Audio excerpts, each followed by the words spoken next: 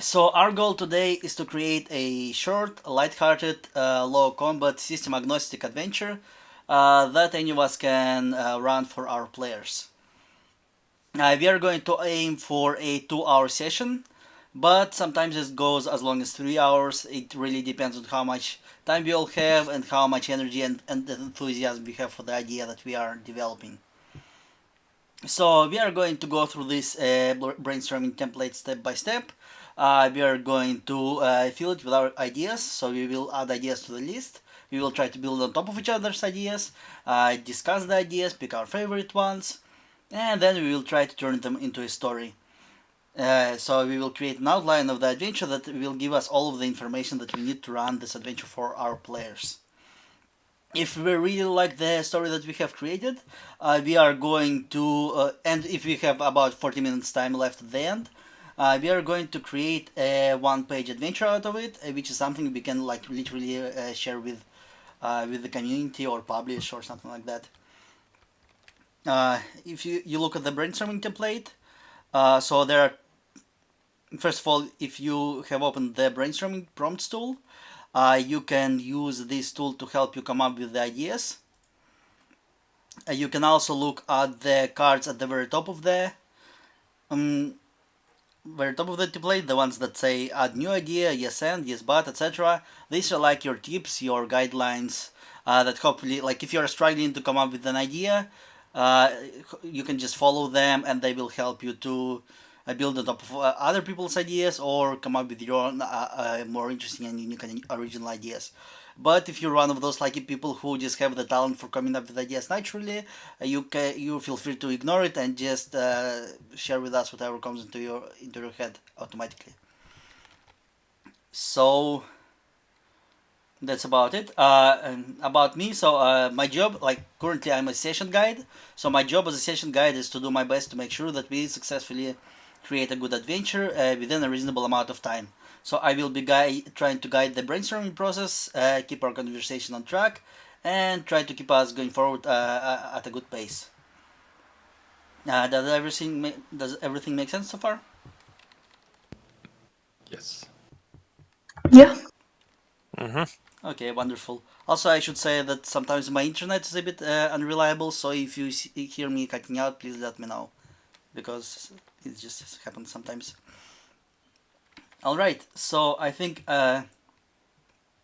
one last thing before we begin is that in the session announcements, we have talked about a little bit about trying something different today, and we wanted to try brainstorming our first sci-fi adventure. So we have never done it before. We usually do just fantasy, but I think it would be really fun to try doing something in the sci-fi genre. How do you guys feel about it? Would you guys be on board with it, or would you prefer fantasy? I think Absolutely. that let's leave it to the three people. All three people are totally new to this, and so we should do whatever it is the easiest. Sci-fi may not be what people want to do. This is both Lumen and I have done this many times, and so we're like looking to challenge ourselves. But I'm totally okay with going back to fantasy. Just so you know, that doesn't need to be written in stone. Yeah, me too. So if you guys prefer fantasy, we can totally do fantasy. I'm actually really excited if it's sci-fi. That's what I saw in the chat, and I was already like really looking forward to it. Same. Okay. I cast my vote in for science fiction as well. Seems like a nice idea to start. Yay! Yeah, I have no preference. Oh, Okay. that's cool. Okay, wonderful. So we are doing our first sci-fi adventure today. This is awesome. I'm really excited about this. I've been really into sci-fi lately because, of course, I've been watching a lot of Star Wars now that the Book of Boba Fett is out, and so I've just had a lot of Star Wars on my mind. Yeah, so I think we can begin. So first of all, we are going to look at the exciting premise section of the brainstorming template, and we are going to add our ideas to this list. So one thing you can do is to look at the adventure prompts that you have and to try to come up with a pitch for a story based on the prompts that you see in this template, and you can you don't have to use all of the prompts, just whatever inspires your imagination. So our goal to add, usually ideas are based on, it's either some exciting setting or unusual or interesting villain. It can be a problem or a goal or some unusual combination of them, and it's also very often some really cool supernatural element. For example, interesting magics or technology or items or creatures. So I have been thinking, yeah. Sorry, I have a question. How are we doing this? Like, are we each of us giving some ideas, or are we building on top of each other's ideas? Are we at this stage allowed to contradict, let's say, or each other? Yeah, you are absolutely allowed to either tweak somebody's idea or build on top of it. But first, we are going to just add the ideas that we have to the list, and then we will discuss them and see what we can. We will either build on top of each other's ideas, or we will combine them into something cool, or so contradict, or just. So as a second step, right? Yep. So Okay, right now, great, thank you. for example, I'm gonna start. I'm gonna add a couple of ideas. I'm gonna add brain slugs, because I'm a huge fan of brain slugs and I think they're a really cool and exciting thing to create an adventure about. I think I picture some kind of remote colony. Maybe they ended up on a planet where most animals are mind controlled, and maybe they find some kind of slug in a puddle, and one person gets infected, infects other people, and we basically have a hive mind slug situation. Another idea I wanted to add is basically we are participating in the construction of a good Death Star. So for some reason, I don't know why, we will figure it out later, but I imagine that for some reason good guys need to destroy something like a planet or something planet-sized. So we are building this huge Death Star, and maybe it gets like the construction gets sabotaged or it gets destroyed, and we need to make it operational again and figure out the person who sabotaged it. So this is what I have so far. All right. And so this is just for like a one-page adventure, right? Yeah, no need to get too exciting. You can get as exciting. You can get exciting, yeah. Yeah. I've written two like Okay, I don't know how big to put the bullet ideas. points on there, so I'm just gonna write this on here. Oh, I can add a bullet point. You just hit return. Boop. There you go. Because I was hitting return, I didn't do that, but I don't use this too often. It might be lagging for you. If it is,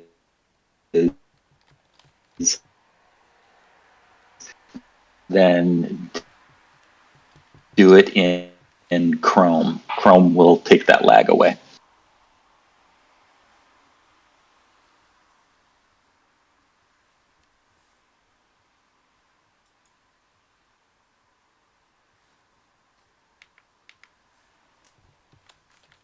All right. So who else wants to pitch an idea? Hey guys. I think my internet has disappeared again. No, we can hear you. I can hear you just fine. Ah, okay, wonderful. So ideally, I have two. Yeah, ideally I would like for each of us to add at least one idea, and then we will discuss them and see where it takes us.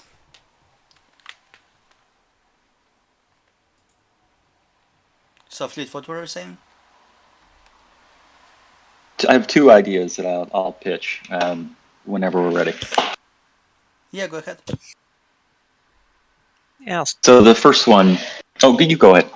Yeah, I'll just stick with this with the one for now, and then we'll hit up the next guys.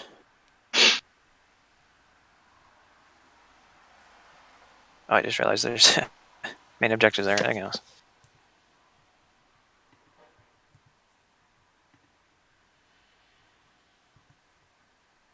There we go. I'm gonna keep it smaller there. There we go. Continue.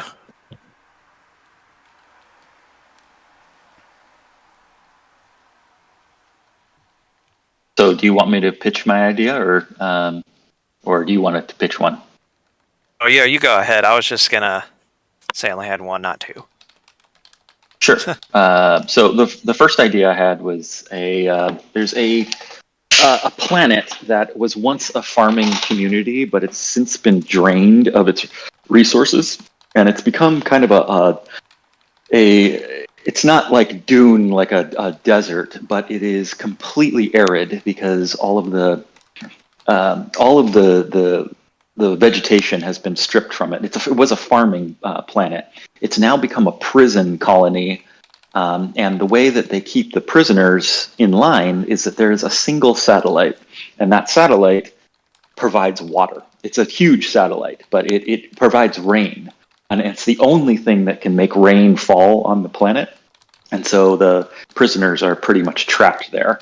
My idea of a game is going to be like getting to that to that satellite and kidnapping the satellite, but I won't go into that quite yet.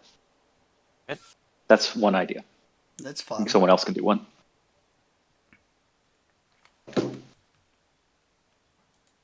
Right. I'll go next, I guess. The one I came up with is everybody is the characters you play as wake up in a mysterious derelict spaceship. They have no idea how they got there. They know what stuff they can do, like fighters know how to fight. Just purely as example, programmers know how to program. They don't know how they know this. They just do. There's no living crew. It's really eerie. There is perhaps some like active robots performing some maintenance or simple instruction, but other than maybe manufacturers, there's otherwise no information there. They're also not alone on the spaceship. Ooh, quiet, too quiet. Wonderful, I love Well, that this. kind of almost combines well with mine, which is the idea of a spaceship that used to be run by an AI, but they shut it down. But it still seems to be active somehow, and the players may have to figure out what it was supposed to do and why it's still around. Ooh, I like that. There's an idea. That's fun. Yeah, Maybe I it has like that. malfunctioned and gone crazy and killed the crew. Hey, there was some movie. I don't remember its title because the movie itself was terrible, but I loved the setting. It was like a huge space station that crashed into the ocean, and again the setup is similar. So people wake up in cryopods without memories. They don't realize that they're not in space. So they spend the whole movie trying to figure out what's going on and Oh, what's I happening. know the movie you're talking about too. Yeah, and basically the big payoff at the end is that the space station was under ocean for like thousands of years. They have been like the crew was in these cryopods, and meanwhile, some of the people who were on this space station have kind of evolved into kind of creepy monsters. And then kind of movie falls apart because I didn't really enjoy the payoff, but the setting itself is really really cool, and the premise. And I was thinking that it would be really fun to build something like that, but good. Yeah, it's original. That's at least.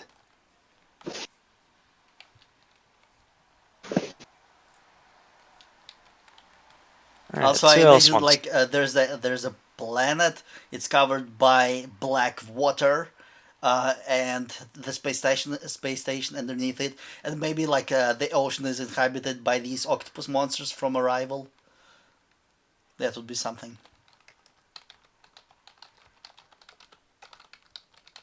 Right. Anybody else want to pitch?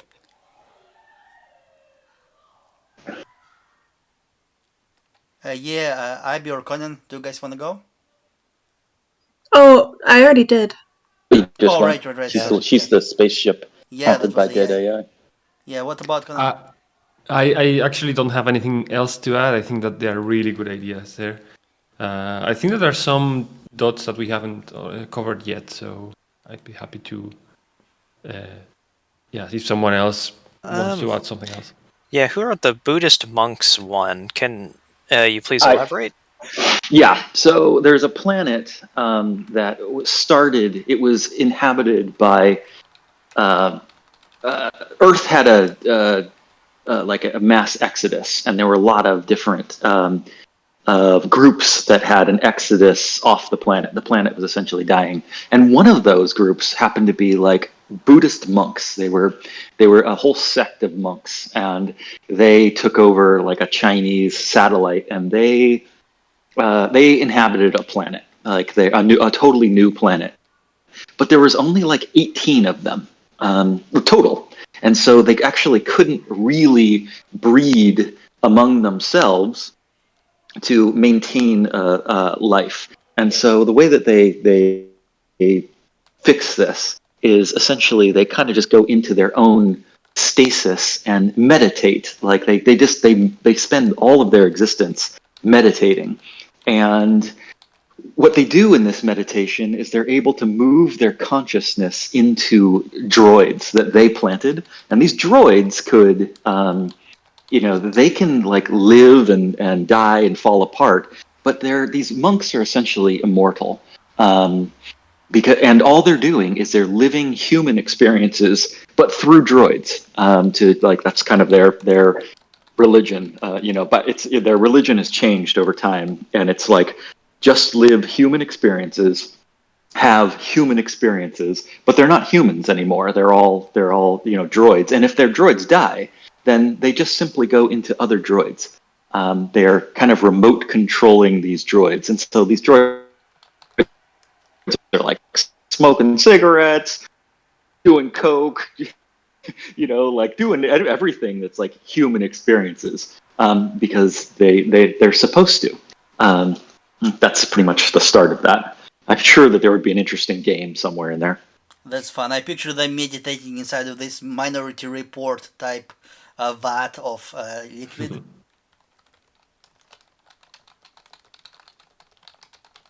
And they're the last survivors of the planet, right? They're the last survivors of their sect of Earth. Other people of Earth, went and settled other planets, but these guys were they're the remnants of 18 monks, and the way that they're surviving they're not breeding, they just meditate and stay essentially in stasis, and that's how they are continuing their lives. They're like immortals. Yeah, but really, they're dreaming.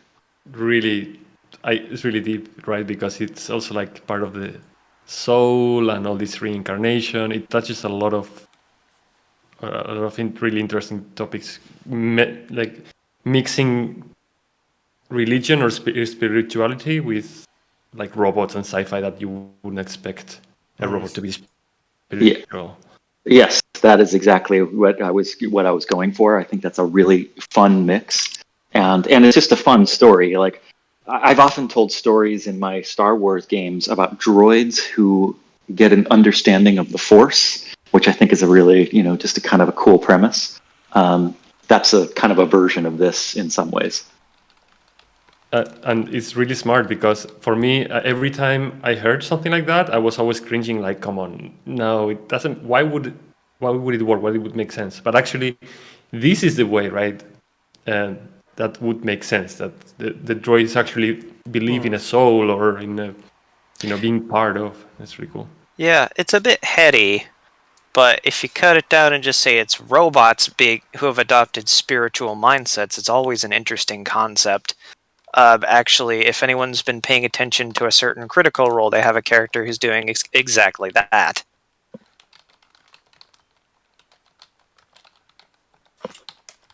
And there is also the character from Overwatch, I think. Sam Riegel's character is a little robot, but he's a cleric.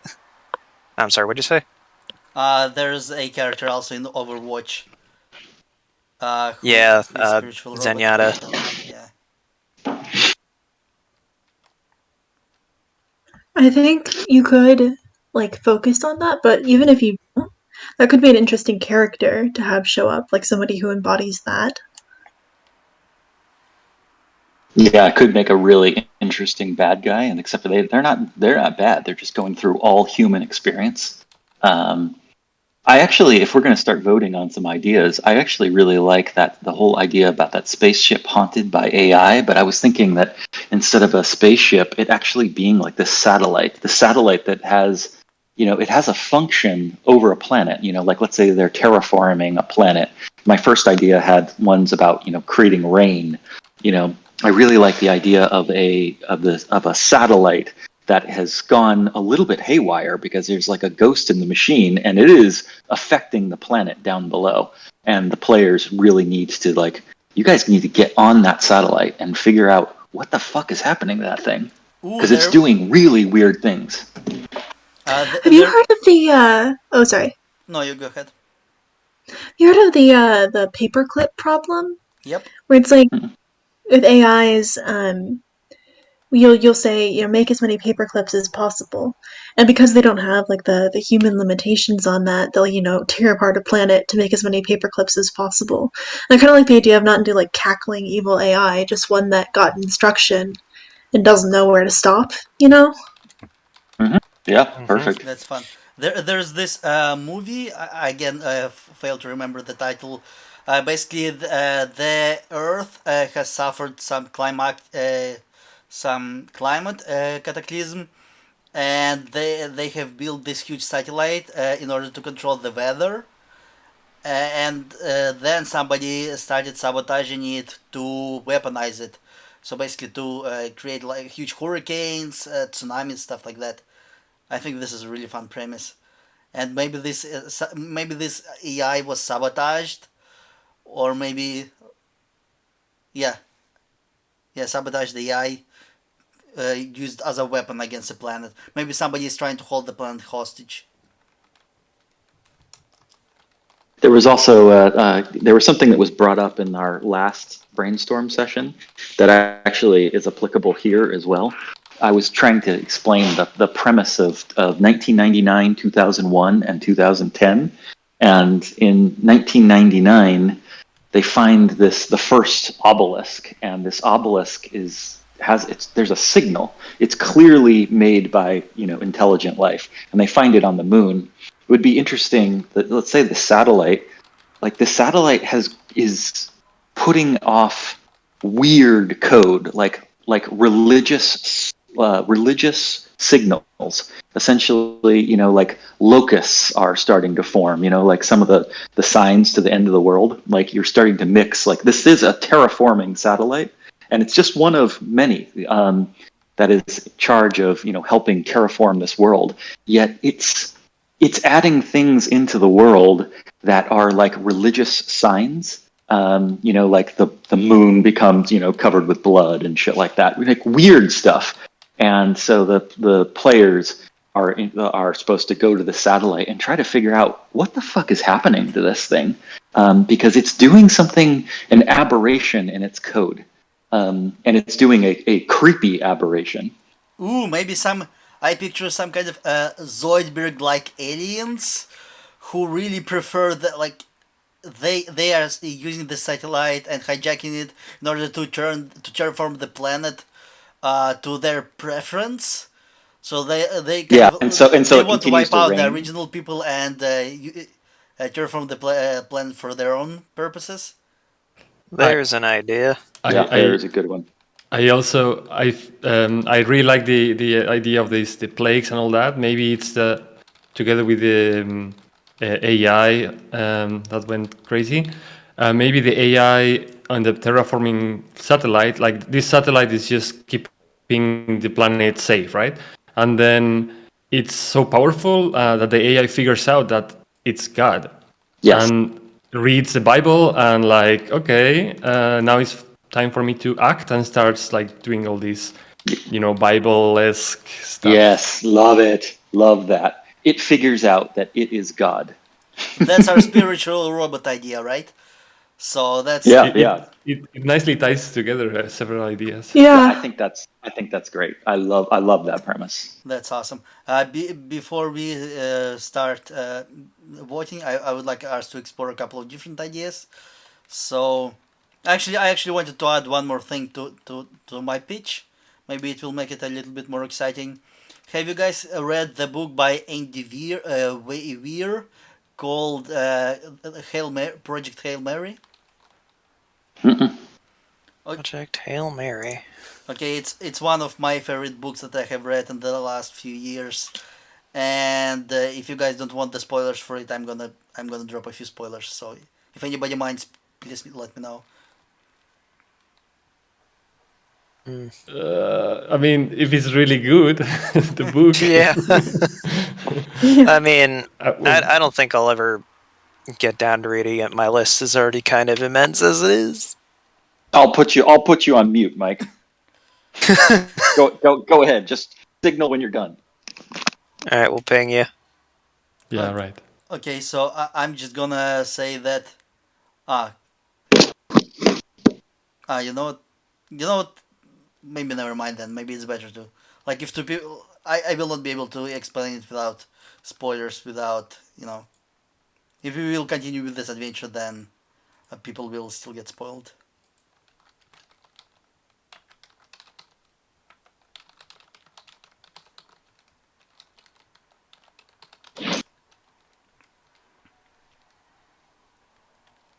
Yeah, yeah. Never mind, guys. I just wanted to say that uh, it's probably impossible to explain the idea without the spoiler. I'm just gonna add a little bit of different twist. So I'm gonna say that maybe there's a huge planet. It's not a spoiler. It's just a separate thing. Maybe there is a huge planet that is made out of meat. So it's like a huge planet-sized monster. And this good Death Star wants to, and maybe this monster, maybe it's like kind of breeding, so it's making copies of itself and tries to like take over the galaxy. And the reason we need to build this Death Star is in order to destroy these huge planet-sized monsters. And maybe at some point players would even have to drop onto the surface of this monster for some reason. Or maybe somebody is worshipping this monster and that's why our Death Star construction gets sabotaged. So that's what I have so far.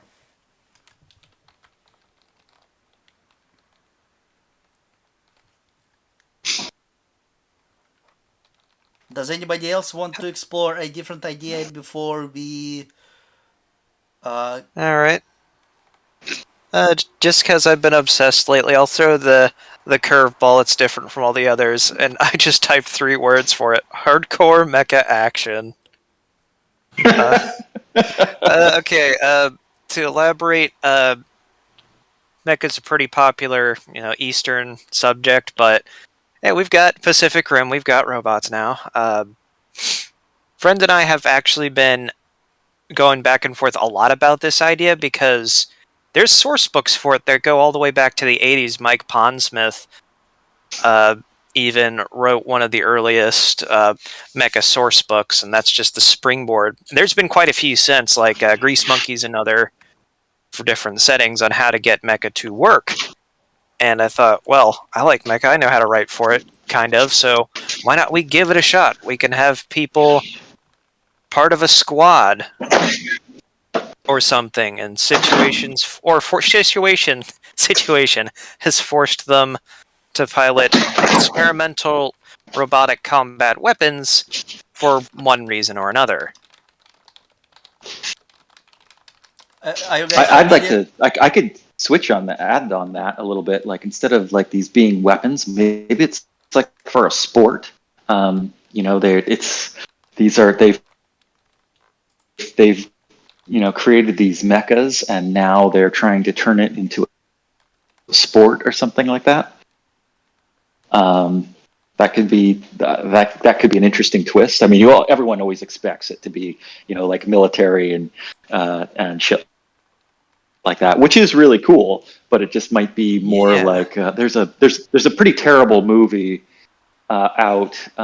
It's about Hugh Jackman. Real Steel. Yes, Real I've Steel. seen it. But it was something. Something like that.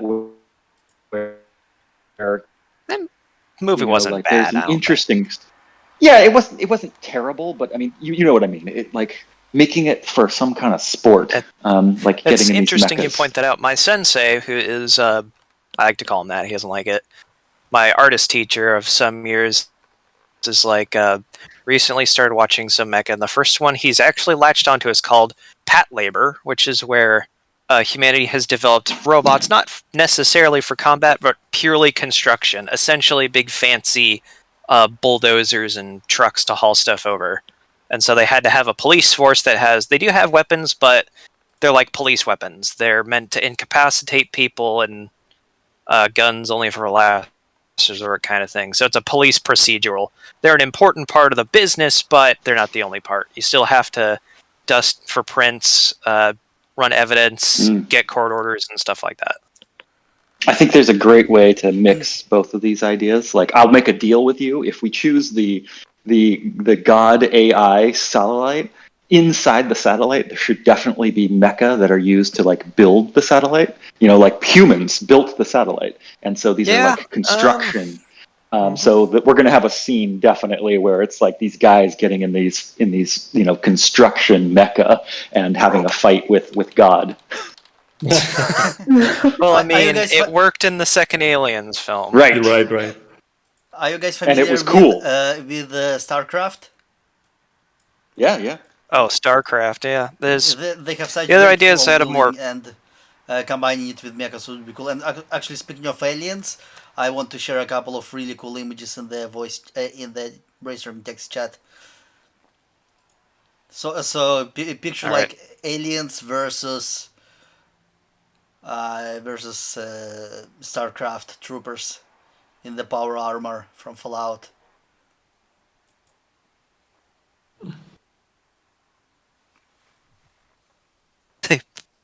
Oh wow, there.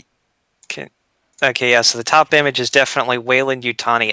What they think they can do to control the aliens. Ain't gonna work, bruv. And so we got a bottom image of screaming, very scared children with a very scared mother screaming at this guy who just came into their house with a fire sword. Oh, that's awesome!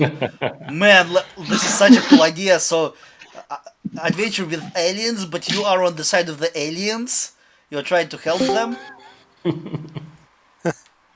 You're a biologist. Yeah, this is what is it? This is our spaceship. The AI's been knocked out, and some strange alien creatures are going to terraform our planet for their preferences. But the twist is, we're the aliens. It's the humans that want to turn their planet into another Earth. Because they don't have one. Nice. Not anymore. They screwed it over. They bought too many NFTs, and the planet collapsed. So you mean like Avatar type situation? Kind of. That's cool. I think that the twist is that while you're playing, you don't know that you're the alien. Like you assume that you are the human, and you describe these extraterrestrials that they are coming, but you don't define it. And then in the end, like, haha, it was the humans all along. It's the humans a long time. There's an idea. What do you think, Captain? Should we start narrowing it down? It's so hard. Yeah, I think it's a good time for us to start picking out preferences and try either combine multiple ideas into one, or just pick the ideas that you prefer the most and go with it. So if anybody is really excited about an idea or really has some strong preference, you can just tell it. And if you see a way to combine multiple ideas into something even cooler, for example, like idea for a mech. Mechs can actually be used in any adventure that we come up with. The same goes for the spiritual robots. So this is the character we can have him be an antagonist, who is like maybe this spiritual robot is actually the one who has it's either the AI itself in the terraforming satellite, or maybe this spiritual robot or religious fanatic worships AI. Maybe religious fanatic realize corrupted AI. He believes that AI is God, and that's the reason AI believes that it is God, because it was corrupted by cultists. Yeah, let's vote. I can see one totally that I definitely want. Mm-hmm. Do you usually leave it to votes, Cap? Yeah, so if usually we either end up settling on some kind of idea that everybody is excited about, or just just let's just take turns and tell which idea is All your right. preferred one. So how about Good plan. flute? Which one did you like the most? I like the idea that you're on a planet. It could very well be Earth. There are a series of terraforming satellites. One of them is behaving erratically. It starts to rain and it doesn't stop. It's just raining and raining and raining. And little do they know on this planet that it's actually doing 40 days of rain because it's a biblical reference, but it's trying to flood the planet. When they go to the satellite, they realize the satellite believes it's God, and it has become like God, and it's doing biblical signs. On board, there are definitely mechs left over from when they built this satellite, and there's also like a droid that the satellite itself has built, and it's the voice. It's like a human that it's been born. Imagine it's like Jesus Christ. Jesus. Oh, Yes, man. it's So it's cool. Jesus, Ooh. And the mechs and are the angels, like yeah, something Evangelion like that. style. But this satellite has built Jesus, and so he's the one who talks to the PCs, and he's like completely, yeah, that's the story. Yeah, I'm gonna say that personally, I love the idea of satellite. I love the idea of AI. I love the idea of terraforming. I gotta say, just to be honest, I am not a big fan of biblical references. Just in general sci-fi Oh, games. yeah, But it we could take biblical doesn't ideas and twist them need to in be a ways. biblical reference. Yeah, I'm not suggesting biblical references. I am suggesting religious overtones that, has nothing to do with any religion that we know. But this satellite understands that I am a god, or I am God, because I can do all of these things on this planet. I can make it rain for 40 days, and it does. It's currently doing that. It's flooding out this whole planet. Anyway, yeah, you know the idea. All right, we'll go down the list then. Yeah, Abby, do you have any preferences or anything you are excited about? I mean, not a strong preference. I kind of do like that idea of like this AI that's latched on to some strange idea. Um, yeah, I don't really have a strong preference. I think all of these are great. So if I had to, and I think I might go in that direction. But like, really, I'd be fine with anything because these are all really cool. Cool. What about you, Conan? Same here. No particular vote. Is there any way you can think of changing an idea or just improving it to your liking? And no, they are great. All right, and Goosey? Always wanted to toot my own horn, so I'm pretty partial to my idea.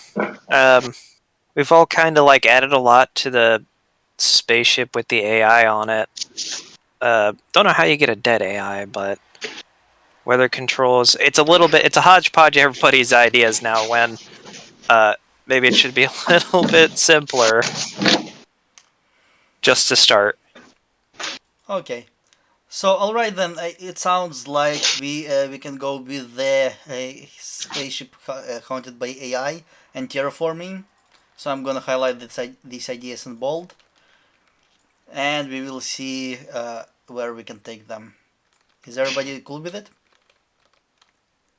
Yeah, I am. Yeah. Yep. I'm just gonna say that again. If we can avoid even like religious overtones, I would prefer it. But if you guys are really excited about it, I think we can do something fun with it as well. But I like the idea of I love the idea of terraforming and changing the world and causing the apocalypse. So like that's the part that is exciting for me. So satellite is a malfunctioning and causing an apocalypse, and I like the idea of corrupted AI. That I am super on board with. It's a pretty easy idea to understand, really. Yeah, it is. All Okay, right. so Have you seen the movie Sunshine? It's a sci-fi. It's actually an excellent sci-fi movie. There's a definitely a protagonist in that who's just straight up fucking nuts. And he's been living on a space station for a very, very, very long time. And he's been living on a space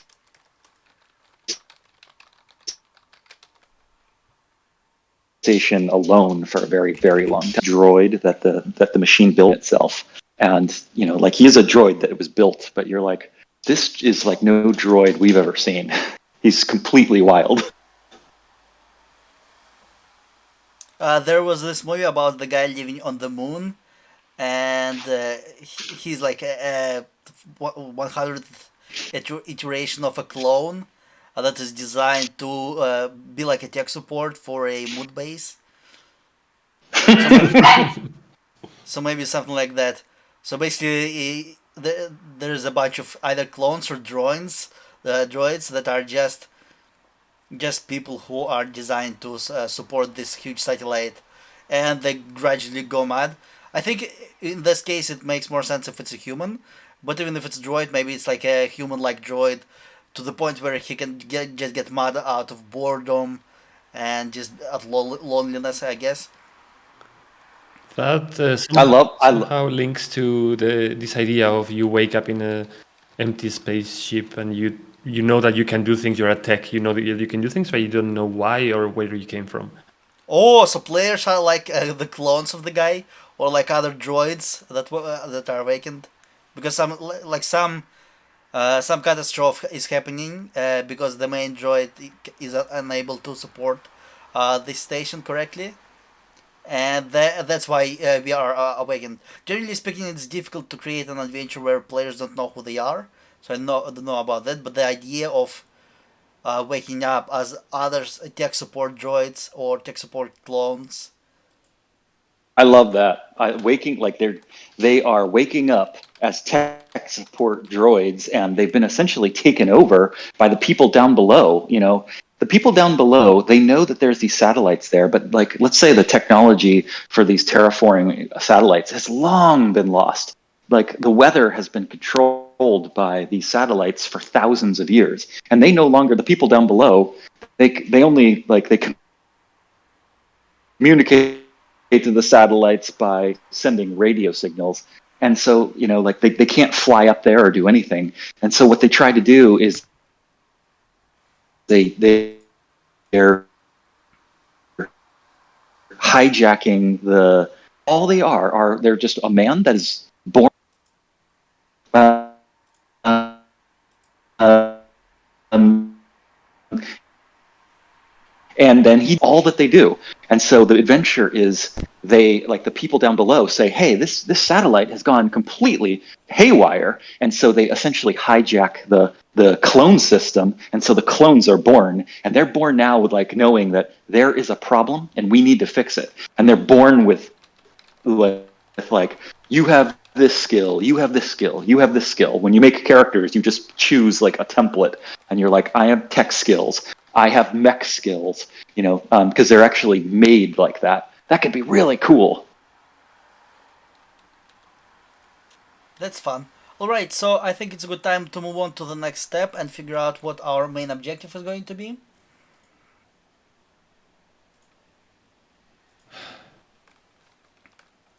So, I mean, I picture the one thing we could do is just our objective would be to just find this mad tech support guy and just reason with him, I guess. I think it could be interesting if there's sort of two ways it could go, where originally that's your goal, but then over the course of the adventure you find out something sympathetic about them, and then you have to decide, okay, whose side are we going to take here? That's an idea. Yeah, I like it. Yeah, I like that a lot. Yeah, especially if you're playing as one of those clones instead of one of the people who go to the satellite, because then you can take sides. Because I mean, maybe the people coming to, I don't know, complain or fix you or whatever may not be just one faction but multiple factions from different countries or something like that. Mm. Have any of you guys played Paranoia? Yes.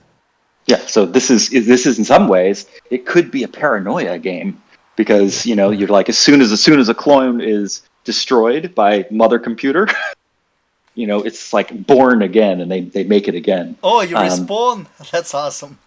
Respawn. Yeah, you respawn. That's fun. I think that's fun. That opens up to new kinds of challenges if dying is okay, Yep.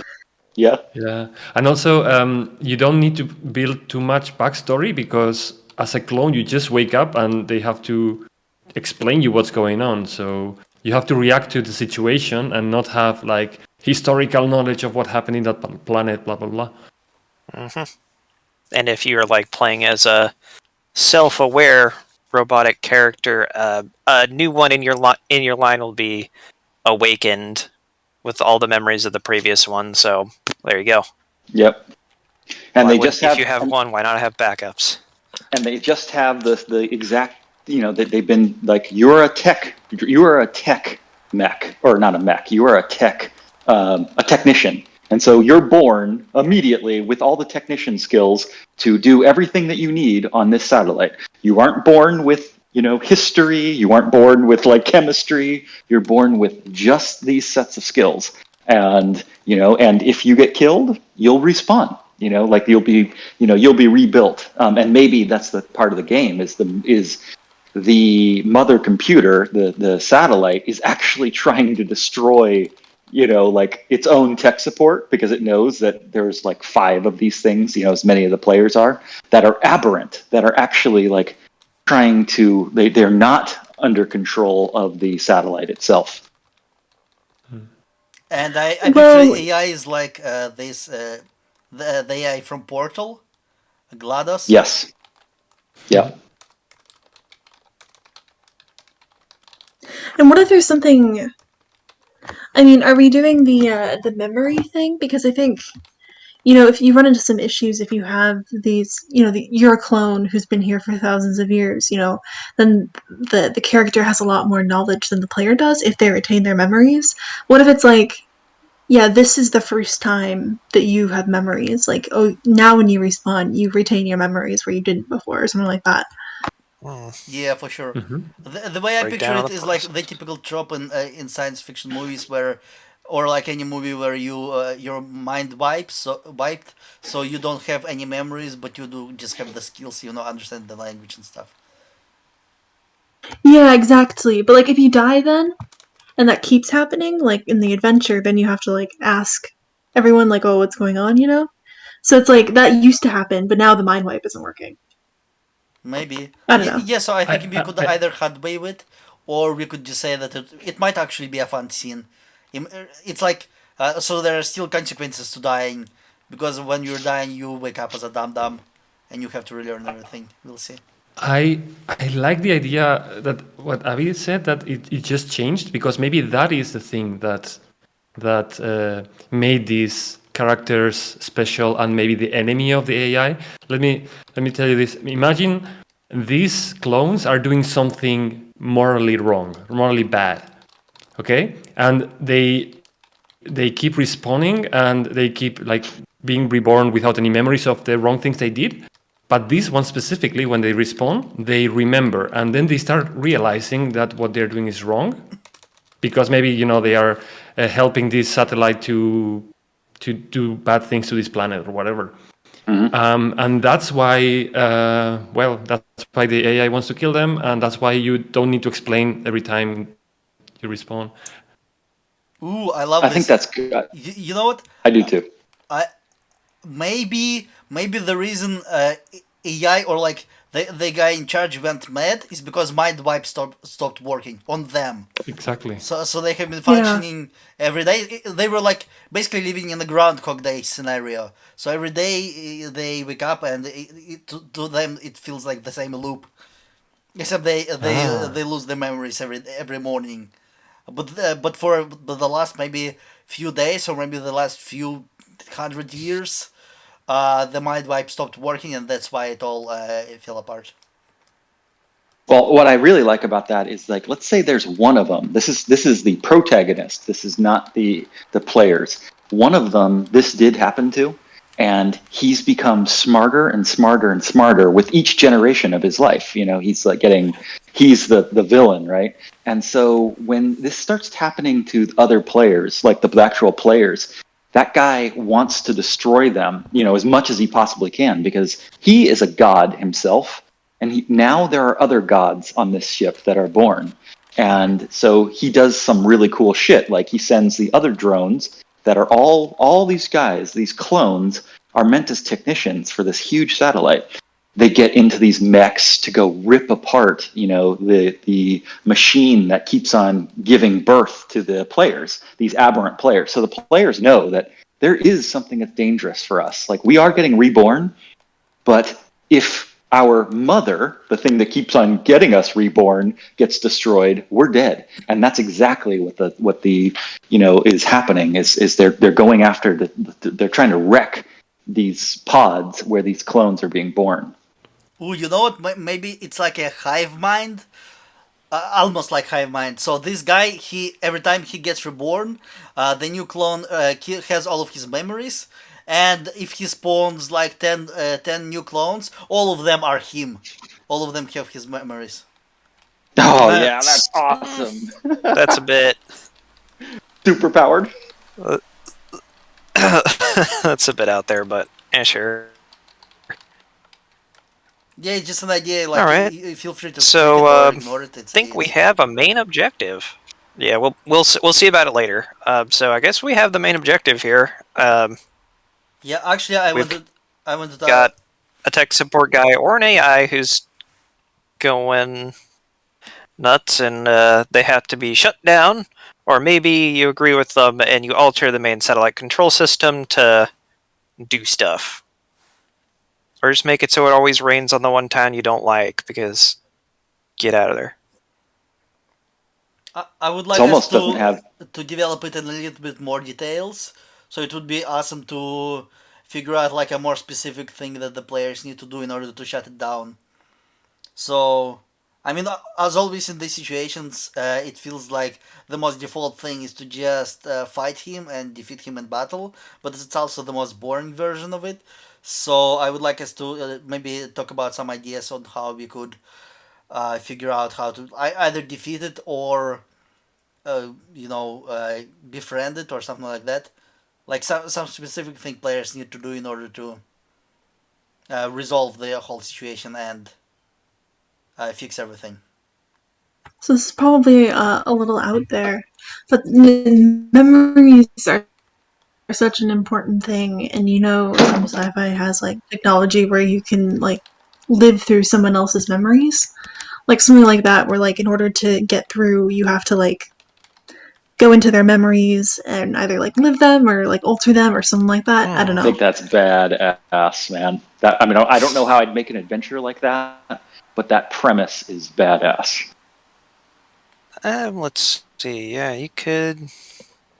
I don't know if it fits here, but now I want to do something with it. Yeah. That's awesome. Maybe an important password is in someone's memories, because a lot of people like to use their like desktop passwords to be something that's important and known only to them. Like if it's like some guy's dog, you have to pay attention to the one memory you have to just absorb all the information and be like, this is the password because I saw it on his desk a lot. Exactly. What Abby just said is awesome, because this will give the players incentive to die purposely. Like, they do something, they learn something, and then they purposely are like, I need to die now so that I'm reborn with this memory.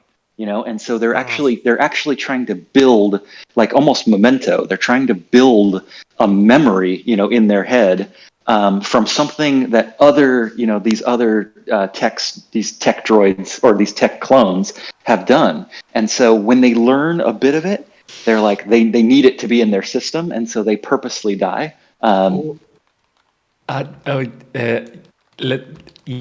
Yes, I want to expand on that. Okay, so this guy, he's the overlord, and he gets fed information by it's like drones, it's clones. These clones leave, they do whatever, and then they die. And when the moment they die, all this information gets streamed to his brain. All right. Now that's the normal procedure, and that's what he wants. Get a lot of information to, I don't know, maybe find this password or something specific. Now the players wake up with their memories blank. They know they have to do these tasks, and okay, I go on my task, and at some point they realize that their fate is to die, just to give that information to the overlord, and they are like, hey, no, I don't want to die for this, what the hell. And these are the rebels, let's say. A clone rebellion. So players, There's an idea. maybe players are actually clones themselves, so they're like a branch of the overlord that for some Sure. reason is not under his control. Sure, yeah, they are the drones who in principle, they should just do their job and then die, but they realize that they don't want to die. All right. Sorry, I get excited. Oh, Yeah, everyone's getting kind of excited today. Let's just develop the details bits. Since we're pretty much set on like a satellite, but as for interesting locations to what is important and to lead, what does this satellite look like? Is it just simple 80s science fiction look, or has whatever race advanced so far that it's a high-tech version of a medieval castle? Just first thing off the top of my head. I always love the retro sci-fi, so kind of like 70s, 80s sci-fi, like Fallout, basically. All right. yeah. Fine with me. I love that style as Yeah, well. I see it as big enough to where it has an entire ecosystem where it's making technicians to make sure that that it's staying completely fine. The satellite's been in the air for like 2,000 years, and it's still functioning. Because it's self-healing, because it builds its own technicians. And these technicians, maybe they live for, a year or something like that. And then they know that it's like, okay, time to die and be reborn again. Like nothing new here. And that's the story, is that, the players are born and they're different. There's something different about them. Okay, so as long as we're talking about locations, I'm gonna add one location, is that we definitely need to have a spacewalk.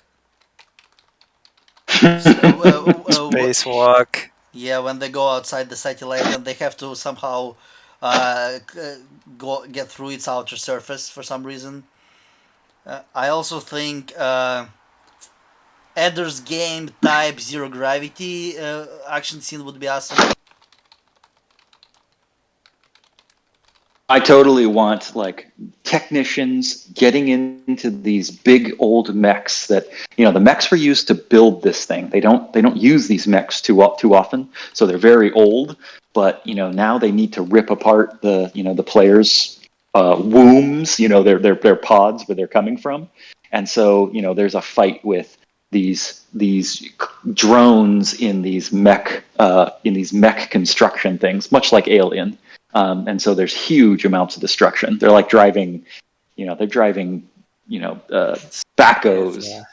All right. So I'm gonna imagine that the first clone location. vats, or Yeah, absolutely. That's what I want to say as well. Clone vats.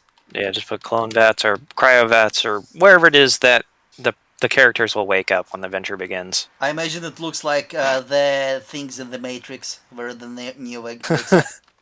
I don't know. This whole thing, I'm just thinking of what the Nostromo looks out, where they just they're porcelain white like little pods that they just get up, and they're just like, good morning. I love that we have like classes. It'd be really cool to just be like, I'm gonna pick a tech. I'm gonna pick a anything that this satellite needs to function. You could pick that template essentially. So you have X. Go ahead. What if after dying you could switch that? So then it's like, oh, we need 3 techs for this. Okay, I better go die. I mean, that would be difficult to engineer, but I love it. I love that these guys are like, I'm going to change my skill set now. We need different skills, and so they like die and they come right back. In this future, human life or whatever life it is left is incredibly cheap. Okay, do you guys have any more thoughts on cool places in this satellite? Specifically, I imagine we would need a cool location for a climax, where we have the final showdown with Yeah. the bad guy. We also need a few interesting locations on the path to it. So we will probably be making our. Usually, it's easier to just have a journey type plot where we have to make our way through the station. So maybe we could I was have a few thinking, what if places. you have like a room, like, you know, if we're doing something with memory banks, like a room that looks like a brain or is like stylized after a brain or something, like that's where they keep the The memories. A mainframe. Or literal memory bank. yeah, that's what that would be a cool scene at the climax. You could say that the AI, the actual satellite, like it's been moving. It's been having these drones move, all of these hard drives and shit like that into this weird formation that is it's like a cerebral brain, and it's a bunch of hardware that's been assembled by drones all for many years. But you can tell that you're like, this is organic. It's a brain. That'd be an awesome place for a climax. I love this. I love it. It first of all, it fits perfectly with the retro 70s 80s sci-fi vibe. So I picture like a brain room in Fallout like would be a perfect fit. Second thing, I imagine like brain vats from Futurama. So, Nice. Yeah, like the ones RoboCop 2 had some funny brain moments. I learned they were important, but you didn't see them very often. Underappreciated I movie, I can't. think. I can't remember RoboCop 2. That's only like 40 years old. Yeah, it's like, well, they had to get the personalities and people inside the robotic body somehow. Didn't always work.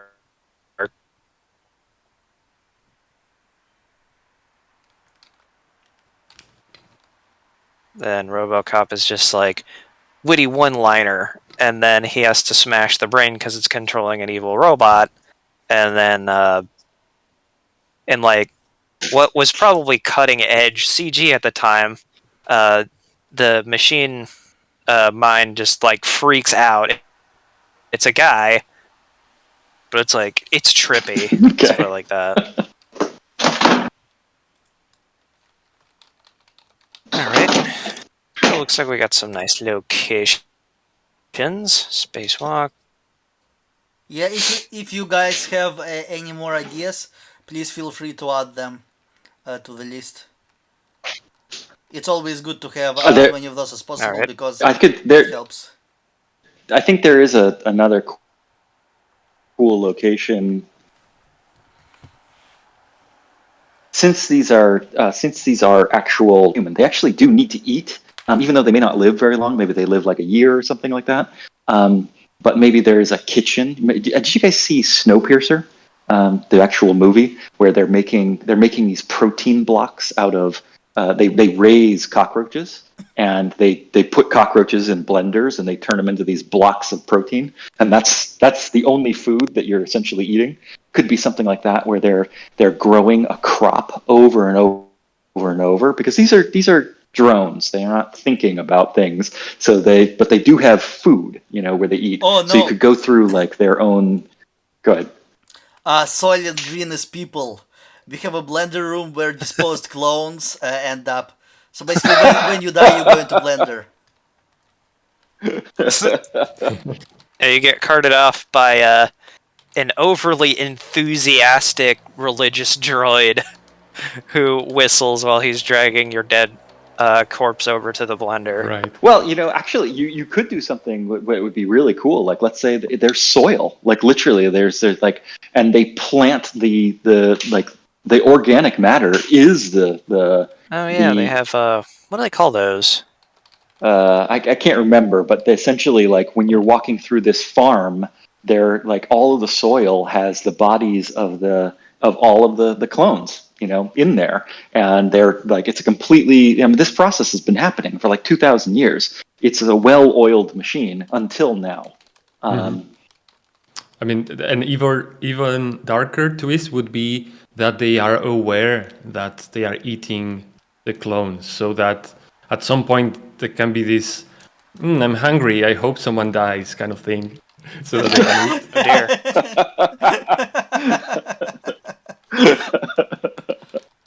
Oh dear.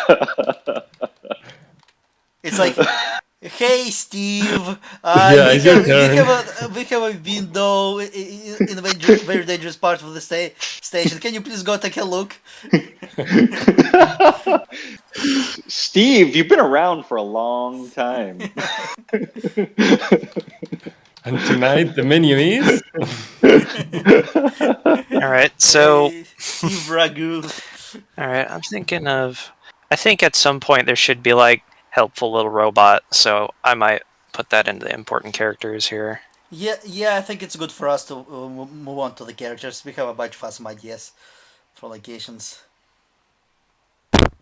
I feel like we should flesh out. So we have both this AI and then the tech support guy, right? Yeah. Yeah. Or did those get close to one? So I guess we should. Right now, it sounds like we just have the clones, the tech support clones, and there may be an aberration, but right now we know the players are tech support clones that are not behaving the way that they should. I think that there's, we don't actually need any other special characters because the brain, the AI of the satellite, it's controlling, all the other clones. So like all the other clones they're brainless. They don't have souls. They're just puppets of the big machine. I always love that trope of like a goofy, helpful robot who maybe he really doesn't understand humans. So we like this little round guy from Portal 2. So that would be a nice character to add. Well, one thing that we would need, let's just think of what this place needs. It might need a food delivery guy. Like the guy he's the pizza boy. He's just a droid that drives around and delivers food, makes sure that these clones are fed enough to keep them going. They don't eat much, but so you could have the pizza guy. He's a pizza droid. And it's not pizza. And he's the cheerful guy who drags you into Blender once you're done. He has to double as the disposal droid because the other one hasn't worked in 200 years. Yeah, something like that, where the pizza boy is quite grim. He's also making the pizzas. Oh, you know what? It would be fun, like a really goofy comedic duo. So we have two droids, like like in a buddy cop movie, and one is like grizzled and grim, and he's like the disposal droid, and the other one is basically like Chris Pratt from Parks and Recreation, who is like a goofy goofball who is just I just make food, and the other guy, everything is death. Just those two robots that's in the Sonic series that I see everywhere, Orbot and Cubot. One of them's a goofy butt, and the other one's incredibly sarcastic butler type. There's like a really nice line I like though that they says is the goofy one says, if you look at what we're doing from a robot's point of view, what we're doing is actually pretty gruesome. They're just picking up parts of a destroyed machine, and the other one's just like, don't think about it. Nice. I want to make sure that everybody has a chance to contribute ideas, so I want to ask Conan and Abby, do you guys have any thoughts on characters? Well, this raised some questions for me sort of about the world, is if we have these droids that are fairly advanced, why do we need human clones specifically? Like what sort of tasks is it necessary for them to do? What level of droids do we have? Maybe like the droids aren't so smart. I mean, I know we were talking having like an advanced AI. Maybe AI got too advanced and now like it's or banned any droids that above a certain level of intelligence or something. I don't know, but I think that's we should explore the implications of that. Of like, if there's droids that are Right. fairly advanced, why are there humans? I would Exactly. say that I would say that Good droids are plan. probably not. It's not artificial general intelligence. They're kind of like R2D2, I guess. So like, yeah, I agree that they just don't have to be very smart. Maybe we can just make them really single purpose, like they are just a vending machine or something, and they can't physically do anything. They can just make a snarky remark. A vending machine on wheels. Yeah. Yes. The other idea is there is like an ongoing ban on AI above a certain level. Like the robot disposal can make some funny quips, but ultimately he's like compliant to whatever a human or otherwise tells him to do, and he can't really think for himself. Yeah, I Or agree. So basically, they're not adaptable. itself. They're not This is the word. like you need humans for creativity and for general intelligence because they are droids are not good problem solvers. They're just do what they're told. So I agree. If you They're wanted just- to go down, sorry, go ahead. Hang on, I got a headache. Oh. you There want- we go. You can fix a headache that quick? Well, I actually have a low-grade vertigo, so sometimes it'll feel like something hit the back of my head. Mm. Ooh, must be my posture. There we go. So what were you saying? Oh, I was saying that if we wanted to go down the philosophical route, there could be something. This would be longer than a one shot, but you could add some really interesting mystery to this game because you could start to tell that things were really off in the satellite. And what I mean by that is, let's say there actually was a cook at one time, but there's a certain level of intelligence that the AI is now afraid of. And so it got rid of satellite that it was scared of, that it was like, you are a little bit too smart. And so it eliminated them. And, again, it's a little bit complicated, but you could start to see when, as the players, they would walk through and see the bones of the chef, and they're like, what the fuck is this? Like, what is this doing here? I love this. This was a whole society of clones, a whole city of clones, Yes. each with their own purpose. Actually, Yeah, and now it's just the dumb ones. Similar to that idea is that perhaps they can encounter some AIs, but as soon as the overlord realizes that those AIs are helping the drones, the humanoid drones, let's say, it would destroy them. So all the AIs that they encounter, they will be really coy. They will be really like cautious. And maybe there's one that kind of like opens up and then it's being immediately erased or immediately destroyed. Destroyed, yeah. I love that it's destroyed because, someone needs to be the quest giver.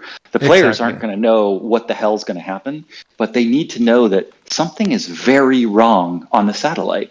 And they are an aberration, and they aren't going to be around too much longer because the mind is going to hunt them down. And so you need to kick off the game to be like, what do we need to do? What's the objective? Yeah.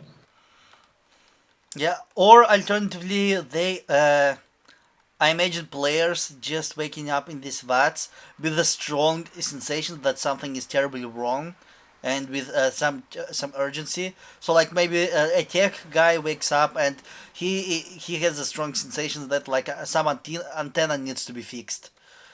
Maybe communications guy wakes up and realizes that oh no, like some computer really needs like like the fact that this spaceship is destroyed and dilapidated, like because you're a tech support drone, it causes you like a lot of stress and anxiety.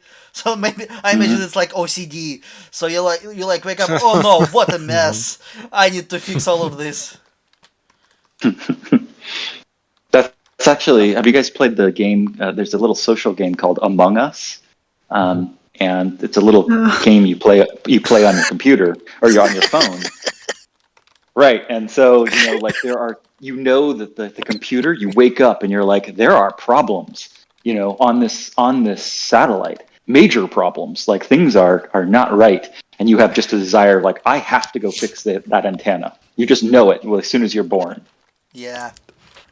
Actually, even I mean, I like that, and it just gave me the idea. Perhaps the first quest, let's say, of the players is given by the Overlord to destroy one of the AIs that went a bit too explicit, or too, started talking too much, and that one, before they destroy it, they can this AI, like maybe it's a vending machine or whatever, will give them like, hey, what are you doing? Like, have you thought about it? Kind of I love this. kickstart. I love this. I don't entirely see how to feed it, but I love this. It's like with the baddies, so players start out as the baddies. Maybe they're like a death squad targeted at AIs. Well, that kind of makes me think, if players wake up with certain impulses, what if part of, the plot is going in and changing the impulses that all the other clones are born with? So you can get them on your side?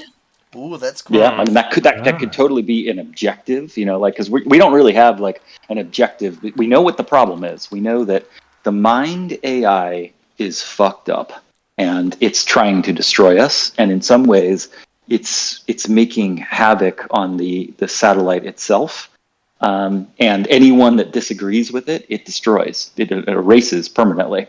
And it might be a cool thing where you're either trying to destroy the mind, but that might bring the satellite down, or you're going to try to take it over yourself, like override the mind. Yeah, so, Nice. so that's what happens Indeed. in the brain room, right? So maybe you're Yeah. kind of like, maybe you're like Matrix style plug into it, or Yeah. you somehow hack it.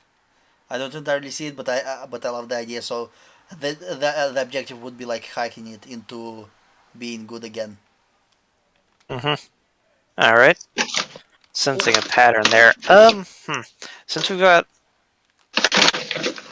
quite a few NPCs or otherwise important characters here, I think we can start, because I want to segue a bit into how to make, like, this bit. It says how to the players encounter the problem, how to make them care. I'm a huge proponent of a player should always be in control of their actions, no matter what happens. So having a computer give them impulse might be helpful, but it cannot be too strong to reach kind of like my personal threshold, Sure. because Once I've got a once you friend, I helped railroad him them, with that. Yeah, I do that sometimes. Admittedly, I still do, but I'm trying to avoid it as much as possible. And I heard a friend of mine likes to do the cutscene thing, and I'm like, no, you cannot do that. What I imagine is that players choose their impulses when they create their character, so they There's have an full idea. control over it. Yeah, have like a pool of. Might have to do with if you're using a system that has classes, you could build it around whatever class they picked. You could also do something where they get some reward for following through on an impulse, then it's like you don't have to, but the computer will reward you, and then there's a tension between, like, getting those rewards, but then playing into what it wants versus not. Yeah, Yeah, Point system. you And have. then if you don't get a certain threshold, that's the signal that you will be next dinner. yeah. Generally speaking, Yep. I'm gonna say that it's probably best to avoid like getting too deep into mechanics because they get kind of intricate and they kind of take a lot of time, and it's always easier to figure out later when you have the story. So I would suggest that like we should probably not worry about the exact mechanics as long as we know that like players do not lose control of their characters. Anyway, so yeah, I agree that it's time to move on to developing the plot part. And I think like at this moment we have a whole bunch of amazing ideas. We have a great world building, we have a great setting, we have great locations, we have fun characters. What we don't have is actually for in order for a story to fall together, we need to figure out like a specific climax that resolves everything. I feel like once we have that, everything else will fall into place. Also, I'm gonna say that for a surprising twist, I think surprising twist is when if we end up going with pursuing the innocent AIs, Maybe a surprising twist is when we catch the AI and it tells us that actually we are the bad guys. I was going to say a little bit different, like with the surprising twist. The surprising twist could be that the reason why they're waking up with these impulses is because their last lives were already doing this. Like the person that they were before this generation, they were trying to take out the mind. But they failed. And so you wake up with like these impulses, and the reason why you're like, hey, I got to fix that antenna is because something happened there, like in your last life. Something major happened there in your last life. We may even find that there was some kind of fight there, but you need to get there because that's something that your last memory left you with. So it's kind And of a so, memento situation. yes, exactly. Like you have these impulses, but those impulses are because they were set in place from your last life. And now your last life and maybe the generations before them, they knew that the mind was out of control and they were trying to fix it. Now you wake up and play your place in this whole story. That could be an interesting twist. Yeah, I like that it's a twist because it kind of like it implies that it happens in the middle, more or less. Like it's not immediate that you realize that. So perhaps the in the beginning of the game they play along to like, okay, I'm doing my mission, like my task, whatever, and then at some point there's this twist and this realization, and then sets the rest of the game to, okay, now I know what I have to do. I have to, destroy this AI or whatever.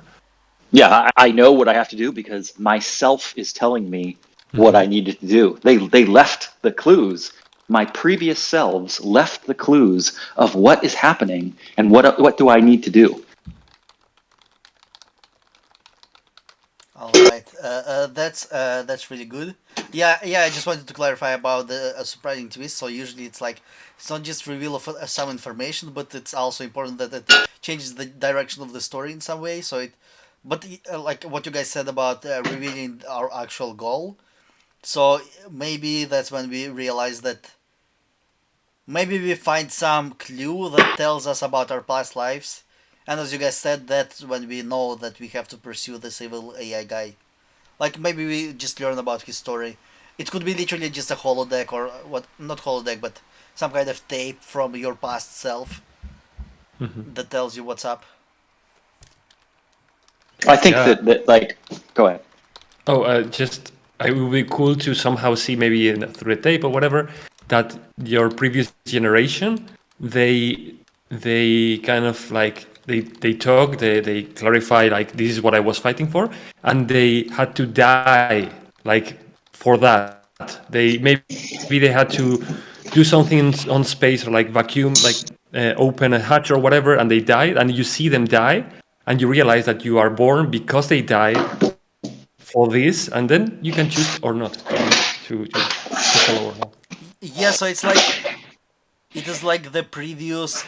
It's a recording of a previous unsuccessful rebellion against this Yeah, overlord. Yeah. yeah, I love that. Right? Anyone have some alternative ideas?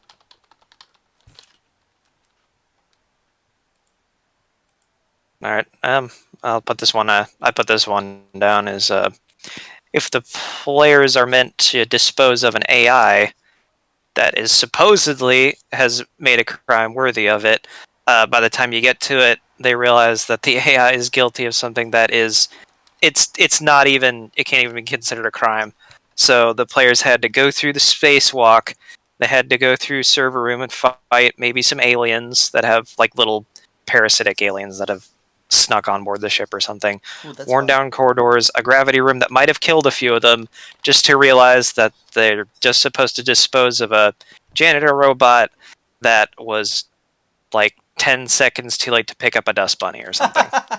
Nice. And that Overlord AI, well, it doesn't see this as a problem because it's not programmed for like emotional responses. It's just it sees an issue and it has to issue a correction.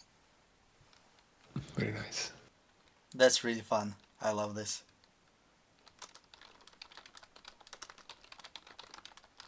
that changes like what we do in the end. I mean, the end that's not really like, because you don't really want to blow up the AI or fight it in a way, because it's really just a mistake.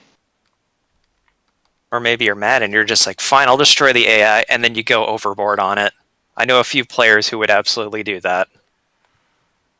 Yeah, I love this. So, Yeah, so basically, AI, instead of it being intentionally like malicious and hostile, it's just really obsessed with performing its mission to like, as Abby said about paper clips. So it's like a perfectionist AI. yeah, yeah. I because it could be the first small task to do, right? And it looks insignificant because you're just killing this robot and you don't really care. But then you realize that the same way you also had a task to kill that robot, and if you don't do it, some other clone will come and kill you. Yep. So whether it's evil or not, you have to either shut the AI down or escape. Or, I mean, there's kind of a third solution if it just doesn't know human norms and is just perfectionistic, somehow teaching it those norms that Yeah. it's supposed to follow. You Nice. can be like, well, if your player's like a hacker or something that can speak like computer, they can try and reason with it and be like, override, overreaction, or reprogram it from the Right. bottom up. Somebody's left a manual around here, right? Someone had to have. I have a meta question about the process. I mean, I'm having a lot of fun thinking about what could be the end, but isn't that up to the players? Yeah. What's the That's why we got multiple branches on how to solve the issues coming out here. Yeah, but Okay. but genuinely, when it comes to process, usually what we do is what we want to accomplish is to create a story that falls together and makes sense. So our goal is to create like a default path through the adventure, so that if everything goes as expected, like we know in which direction the GM has a default path through the story, right? And then the GM is free to yes and players and let them take stories in new directions and all the unpredictable stuff. But like our first goal is to just figure out a story that makes sense, like on its own, like a regular typical story. And then once you have the core of the story that makes sense, then it's much easier to branch out of it and figure out how to do different tangents, different possible ways it can go. Make sense? All right. Thank you. All right. I'll write down the awesome climax then with AI crazy tech guy. I'm just gonna put that on there because we never ruled it out.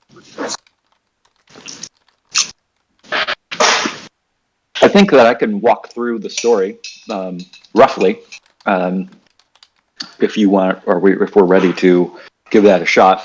I do want to do it eventually because Mr. P just joined us. I'd like to get him like totally on board of, like just so he understands, the whole story. Mr. Yes, P, please. for everyone who doesn't know, always offers really great suggestions in text. And Well, I think that's a good idea because we've got lots of ideas going on. So to hear Yeah. one person sum them up, so then we can be like, okay, yeah, that's right, or they're missing this, or stuff like that. It could be good. there's an so idea. this is the idea. There is a satellite. The satellite is it controls weather or whatever. It actually doesn't totally matter what this satellite does. It's huge and it's ancient. It continues to create clones, human clones, to perform maintenance and jobs on the actual satellite itself. That's how it's perpetuated itself for so long. The players are clones that wake up and they all have the same impulse. Like they all have this idea, like, we have to fix the antenna. Like that's the only thing they wake up. I'm a technician. I'm a hacker. I am a janitor. They all have their own skills, but they all have the exact same impulse of, I've got to get to the antenna.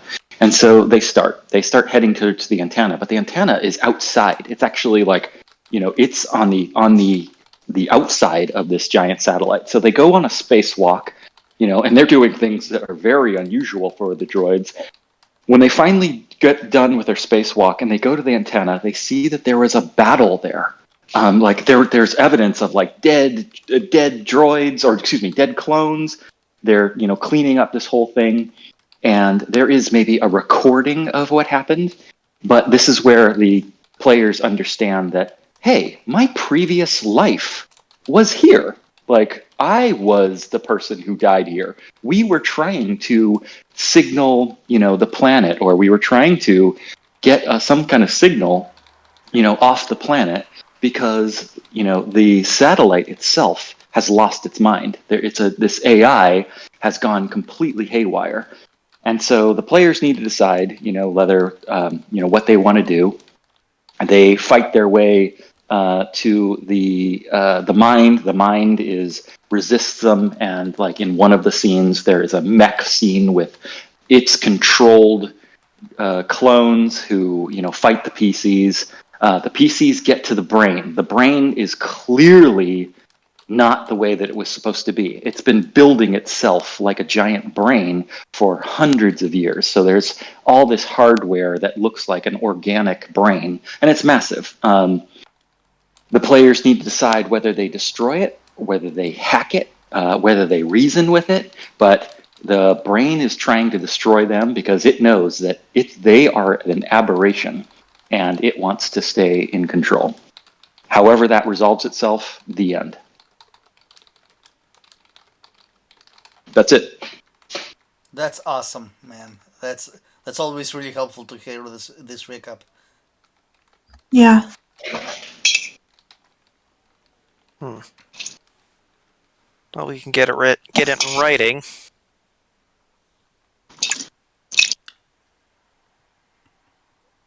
Yes. That's not definite. That's just that was just my interpretation. If we can completely, screw with it, but this is what I've heard from all of the things so far. Yeah, this sounds really good.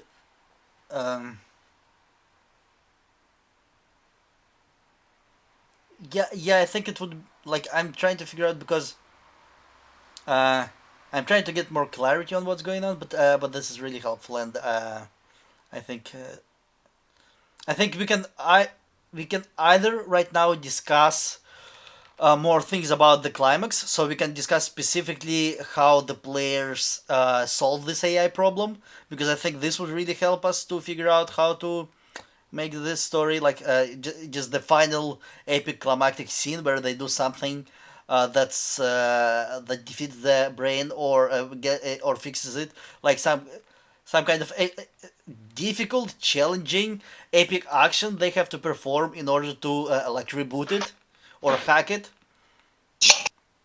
I think their previous versions left them code.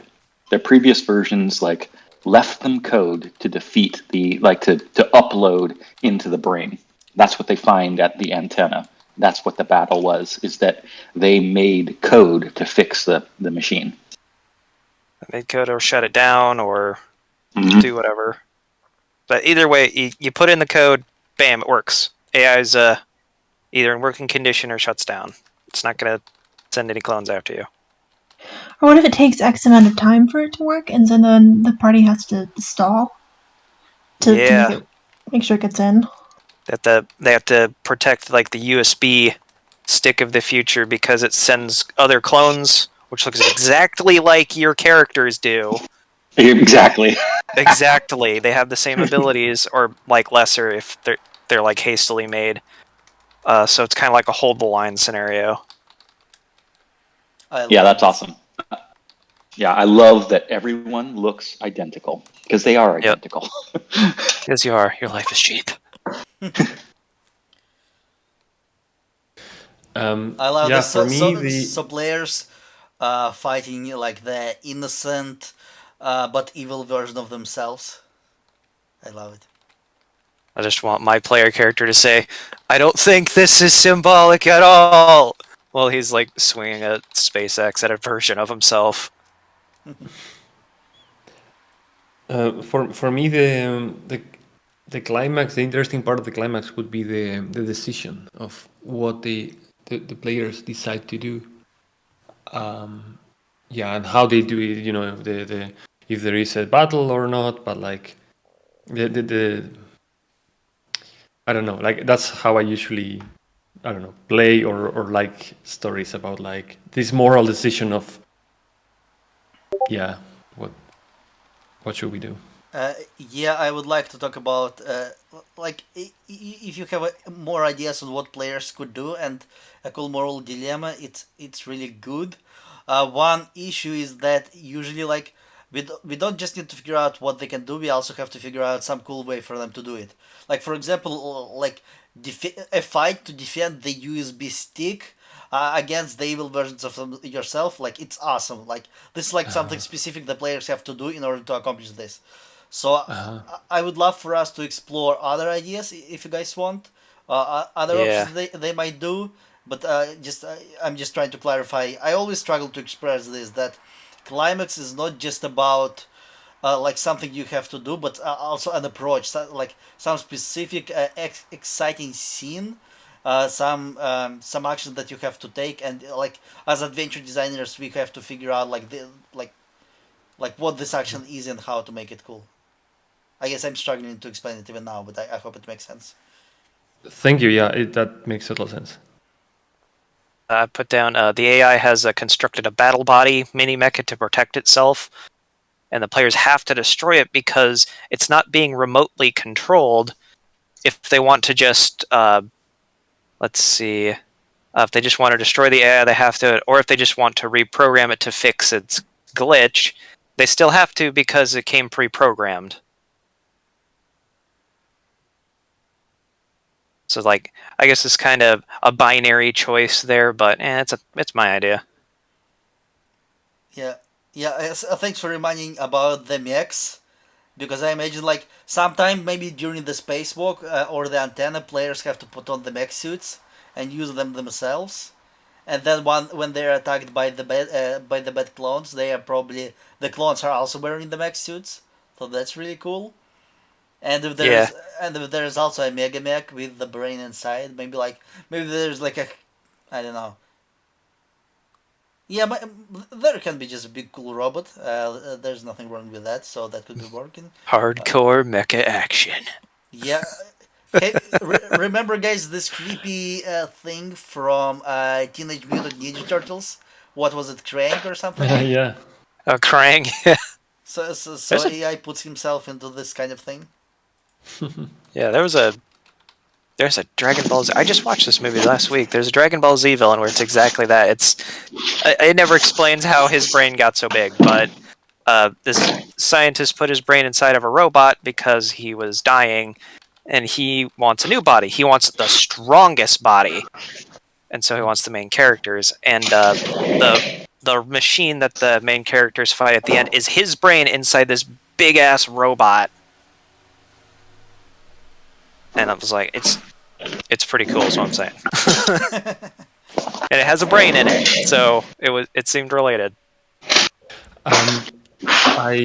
For me, I mean, Lumen, what you said, I totally understand, and I want to do it, but I'm finding difficulties to how to, because I'm thinking of like what choices they may make, and then I'm finding difficult to find a cool scene, let's say, for it. So maybe you can help me. So imagine they decide, or the AI reveals that if they destroy the AI, like, ha ha ha, finally you found me, you are going to destroy me, but if you do it, then first of all the clones will never be respawned again, so you will actually die forever. And or the planet that our mission is to, protect this planet, the planet will, die out also. Yeah. How do you make this a cool scene? Yeah, well, first of all, I'm gonna say that usually I'm just trying to explain that this is what we are trying to do, and I'm just crossing my fingers and hoping that somebody else comes up with a clever idea, because yeah, it is really hard.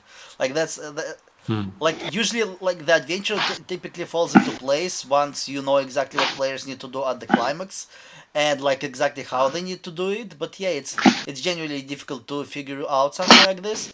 So genuinely just like somebody comes up with an idea for a USB stick, somebody else comes up with the idea of protecting it from the clones, and somebody else maybe comes up with the idea of like these clones wearing their mech suits, and when you put it all together, it ends up being like this really fun scene.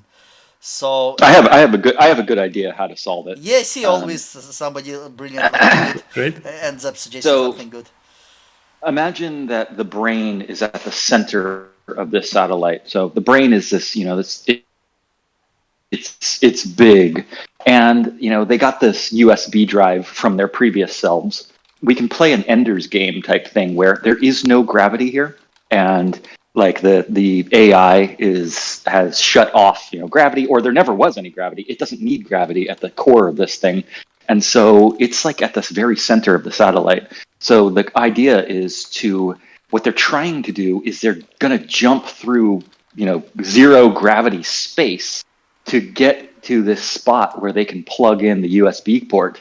And the brain is big. I mean, the brain's like 50 yards across. I mean, it's a structure in itself. And so when you are jumping through space, you're trying to plug in this thing. Yeah.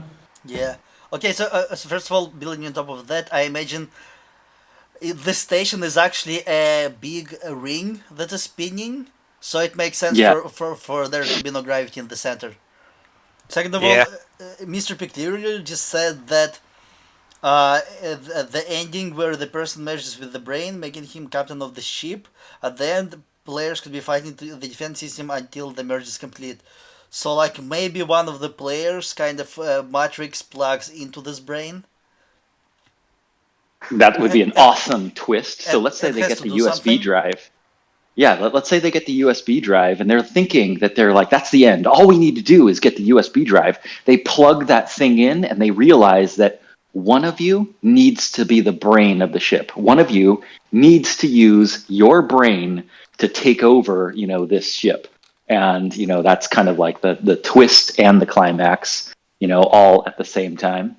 Because that would be an awesome ending where Can one I player.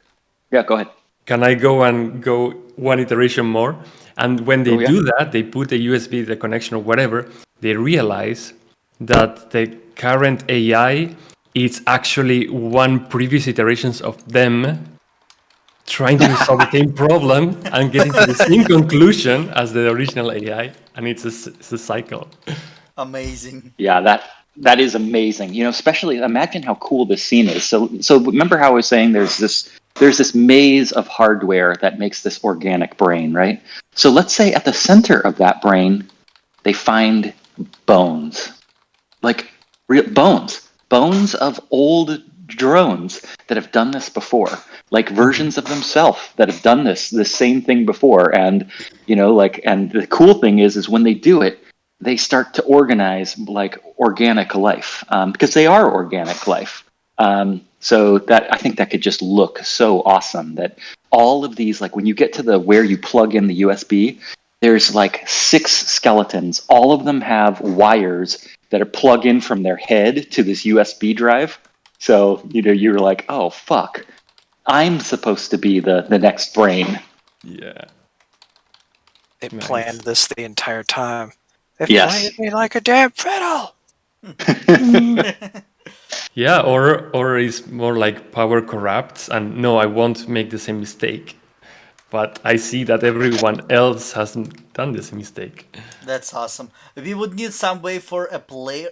Ideally, we would have some way for a player to actually like how would he overcome the temptation or whatever has destroyed the previous skeletons. So that would be a Yep. good question to answer. Another question to answer How will would they? be yeah. Another thing Yeah. I would like us to know is how other players are participating to help them out. So like maybe the other skeletons were doing it alone, but this guy has friends, so with the power of friendship, they kind of and teamwork, they can somehow overcome it. How to break the cycle? Yeah. Why isn't their head? Like if one of the players somehow goes crazy and the other players have to do something to convince them and to like help them regain their sanity back, that would be cool. All right. I think we've lingered on that idea for a bit. The climax section is currently the biggest we have. Yeah. Yeah, I All right. think yeah. Well, other One than the last thing I premise, want but to add is that if we are clones and our objective at this point is probably to liberate the clones, I imagine a cool climactic scene would be that once the player has control of the station through the connection with the mega brain, maybe the cool climactic like finale would be that he either awakens the rest of the clones so that the society can function again, or maybe he launches all of the clone pods in the direction of the planet. and they all Yeah, get up out of their pods as the sun rises. Nice. They're all naked. yeah, that's a cool. It's a cool ending. That Yeah, would the be seventh. really neat. A planet full of Garys.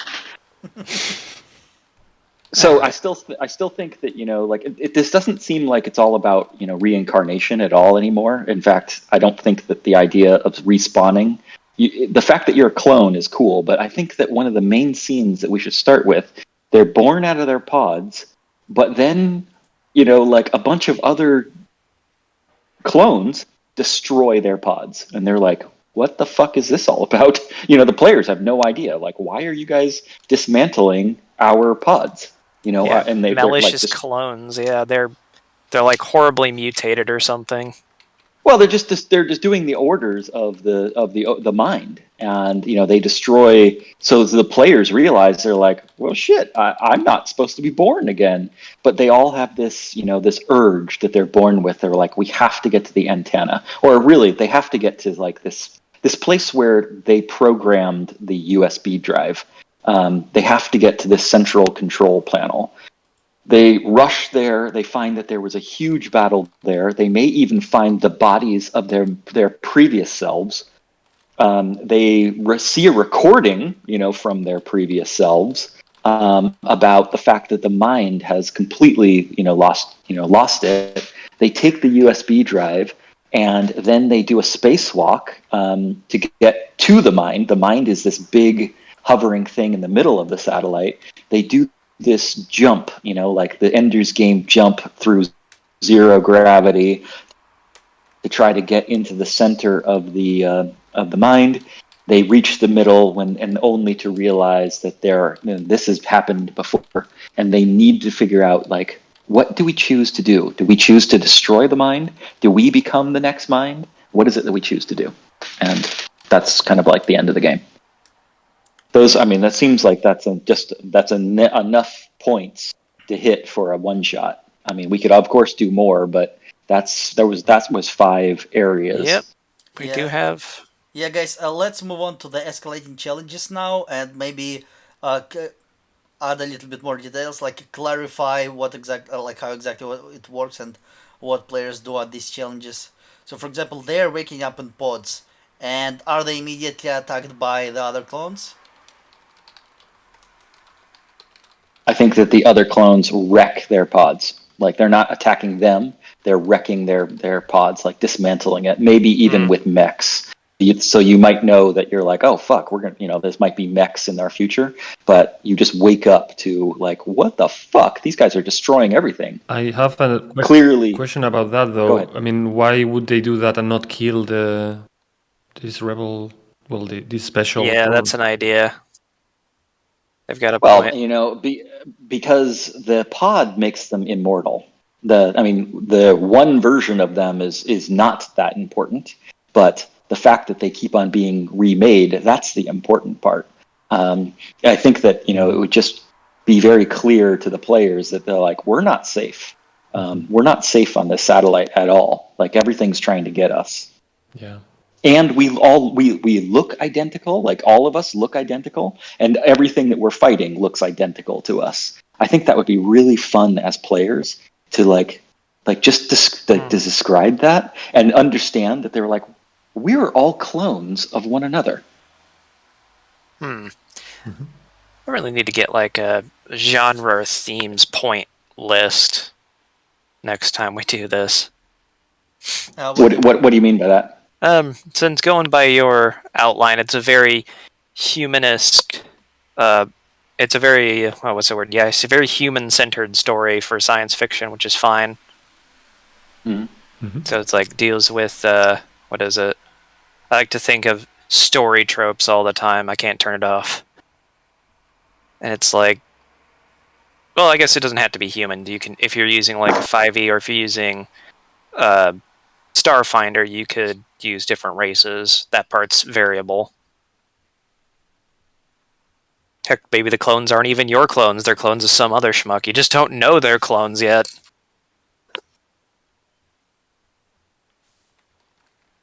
Yeah, can you clarify what you mean by like establishing the stuff in advance? Like, what kind of thing do you want to establish about this adventure? Say that again? Can you clarify? Like you said something about establishing some tropes in advance or some parts of the genre in advance. Like, what Oh, kind of just how things? the whole outline just kind of gets me. When you do it from the start, like, how do I put this? It's a very introspective conflict, really. Like, remember what I joked with my guy is like hitting the other clone, and he's like, "I don't think this is symbolic at all," because when you've got players who will see, will try to see something maybe that is or isn't there. They'll be like, "Is this like a like a transhumanist thing with these clones?"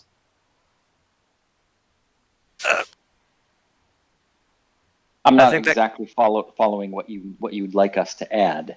Like, what would you like to add to this template? Because we can, if there's something that's missing, we should definitely, add something. well, as it's written, plenty of stuff can be add or subtracted at will, so I think it's pretty nice. But I was just musing out loud about I should get my own note sheet next time to just write down like every time we hit like a similar theme, I just count up from that because some players will be interested in some things and others will not. Like you say, if you're going in for a science fiction adventure, maybe this isn't the one they were thinking about. Like the difference between Halo and what's that one? Event Horizon, that 1990s movie. Yeah. They're both technically science fiction, but they have vastly different themes and tones. Yeah, a couple of things. So first of all, yeah, I think like any feedback, any ideas on how to make our process better would be really helpful. So, like, I would love us to talk about this more.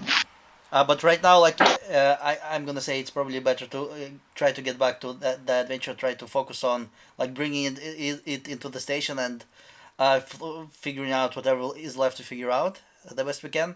We are about to. Right. Okay, first I gotta ask. We are about 2 hours in. How much guys like? Do you guys have the time and energy to try to finish what we have at least to develop it a little bit more so that we have a clearer idea on what we have? How are you guys doing on time? I won't stay much longer, but feel free to continue. Even if I drop out, I will say if I'm dropping out. I'm getting sort of hungry, so I don't want to go too much longer, but I can stay a bit longer. Okay. Same here. I think a good consensus is we can just finish up the worksheet type, like get the leads down, maybe get a vague, assemble ideas, and just leave some of the other stuff out. Like finish all the escalating challenges in the leads. Yeah, for sure. Like we will do the best we can within the time we have, and then we can always like usually Yep. we talk about it a bit more after brainstorming sessions, and we have more ideas, and we end up fleshing out more. Fluid, how are you doing Yeah. on time?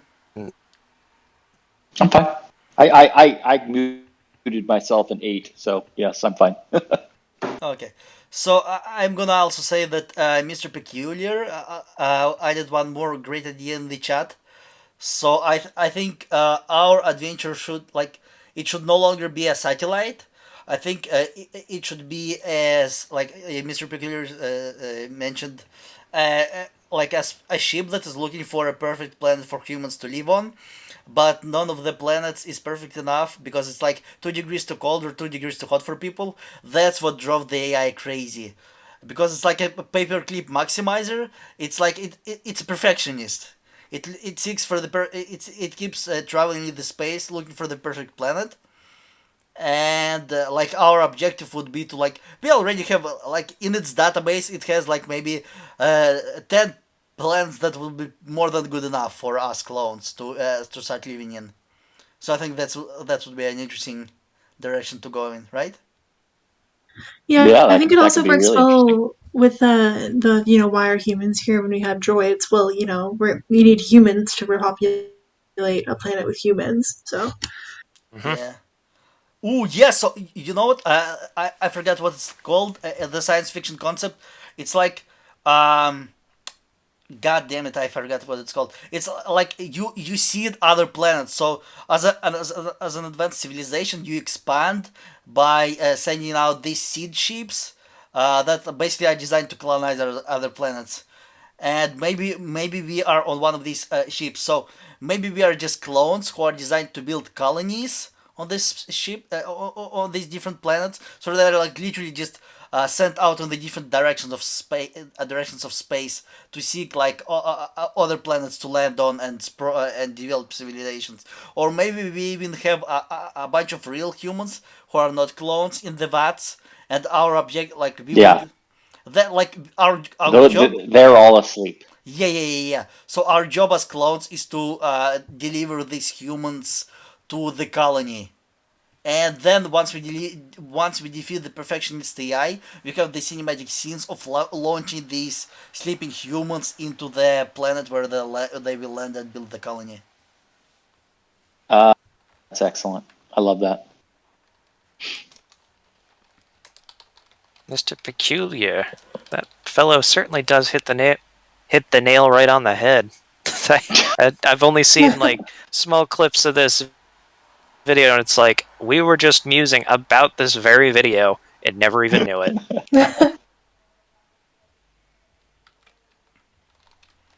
It's like I skipped to the end, and there's like, oh look, uh, there's a brain robot. Great. All right. So yeah. Yeah, so I'm gonna say that this like right now like once we know like okay, so this makes much more sense to me. Once we know that our job is to deliver the humans to the colony where they have to land, and we know that AI, like the objective of AI is to just find the perfect planet, and its perfectionist, that's the whole problem. I think the adventure makes much more sense to me right now. Yeah, me too. Yeah. Or it could be like floating in space until the planet heals itself. But it's like it's a bit off. It's not perfect yet. It's perfectly habitable, but it's dithering. Ooh, it's like Wally type situation. Nice. Yep. Wally. Wally. Okay, so the lead section is usually like the shortest one. Is it's like an afterthought. So it's like it's more or less optional thing that we can do in order to add a little bit of mystery to our adventure.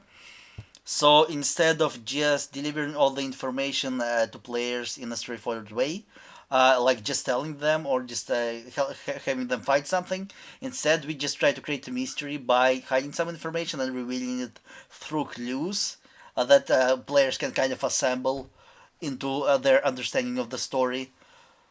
So, uh, so yeah, if you guys have any good thoughts on the specific clues we could deliver to players, like one of them would be obviously like a recording of previous Clone Rebellion. That's like Yeah, I the mean obvious that's thing. that's the whole shebang right there. Is that the players don't know that you've done this before. You're trying to do the same mission over and over and over again, and when you get to the computer, you realize that they've just passed the torch off to you, to do it. That's a really cool lead. Hmm. I was thinking, what's another one? Uh, there could be like some sort of propaganda commercial by some long since passed away but important figure detailing the importance of the mission. Like, Yeah, I you freaking have to love fix the that. satellite, but what's so special about this spaceship? Well, this propaganda fellow is going to tell you. It's definitely watered Yeah, down, but it is I love. mostly true. Yeah, I love that. That this thing, like, you can start to understand, like, what is this spaceship? Because it doesn't need to be propaganda. It's like a billboard, of Yep. what this ship is supposed to be. And then you may even find that there are hundreds, if not thousands, of human beings that are asleep. Real human beings, not clones. Yep. They're all asleep. I really like the propaganda idea, because then that shows that these clones are really happy to just kill themselves, and nothing happens because I will respawn, and we all do it for a bigger thing than us. Yep, a greater cause. So even if you're just thinking like, I'm just a clone, you're like, well, at least I'm building towards a better future for somebody. Pretty small difference that makes all the difference. You guys, I finally found the name for this thing. It's called von Neumann probe. So it's basically like a self-replicating spaceship. So it goes into the planet, it lands, it builds a colony, it builds another version of itself, and launches itself into a bunch more planets. And it's like kind of exponentially colonizes the galaxy. Post-Earth colonization. Yep. Let's just hope we don't get into post-Earth colonialism. Oh ho ho. Nice. Okay, so like this would be good enough. If you guys have more ideas, it would be fun to add them. But this would be like sufficient. Like if we find the recording, we find a bunch of marketing materials. Maybe we find a some indication of the extinct civilization of clones. So we still had a bunch of clones living here and performing their tasks. And basically, they're being the crew of the ship. Yeah, we're just gonna write that crew, all that crew. Yeah. Old dead crew. I went and put down the helpful droid. Can give a little bit of leeway of the things he's seen. He can play back a recording or something. Yeah. Or he can be like, so how long have we been in space? All the clocks are stopped. And he's like, well, it's year so and so. We have been in space for about 879,000 years. Nice. And he's just so happy about it. He's like, can't wait for the next Desiccema millennial or whatever. And you're just like, mouth open. Nice. Yeah, just put XX amount of years. That's just like an example. Or you can. That's another thing.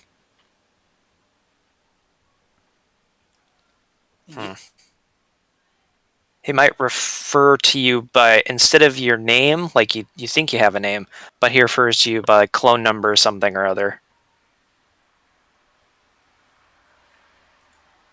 Yeah. Okay, I think it's good. I think we are good with the leads. I think I'm gonna say that we will skip the outline section because we basically like I might even remove it in the future templates because our list of challenges is basically the outline anyway. Yeah. So what I would like us to do is to do you guys first of all, is there anything that you think like the biggest part of the adventures that are missing? Like right now, what I see, like I would love some help with figuring out like more specific challenges. I would like us to also maybe figure out actually. Remember when we were talking about the climax and when the player was trying to control the AI? I would like to find for us a way for the player to actually succeed at controlling AI where others have failed, and in what way the other players can help him. Yeah.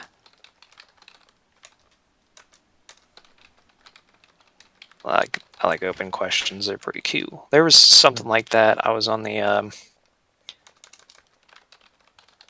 they did like the age-old doppelganger has turned into a clone of one of the party members. It's like, but what unique way can the player prove that he's the real one? And someone came up with like, there was just so many good suggestions. Like a barbarian's like he rages. It's like this is because I have courage. Doppelgangers don't have courage, and so they can figure out the real one. There was one I submitted where it's like, I'm a wizard. I will attack both of us with a spell that would render us both unconscious, so that the my friends can figure out who's real at their leisure. And the doppelganger is not courageous enough, and he doesn't trust his friends to do that. And they'd be like, "Oh, that's him because he trusts us. Because now we can just figure out which one's the real one, or something." I have a question though. Haven't we gone through this? Wasn't it during the awesome climax part that we said that it's a like Ender's Game style? We have to go and deliver the USB stick kind of thing. Oh yeah, yeah. It just, I think we were exploring other ideas. So like what we already have for sure, like the climax that we already have is that players deliver the USB stick, they stick it to their brain, then a bunch of clones come over, in these mech suits, maybe mech suits have like jetpacks, and there's a zero gravity fight where where players defend the USB stick from the mech suit clones. So that part makes sense, and it's perfect, and like if we want to call it a day at this, it would be perfectly fine. But then we have also explored the idea where a bunch of players plug themselves into the computer, and one of the players has the power to control the computer, but the previous versions of himself have failed, so there are skeletons of them. And what we want to do is to figure out some way for a player to take over this brain while the previous versions of him fail.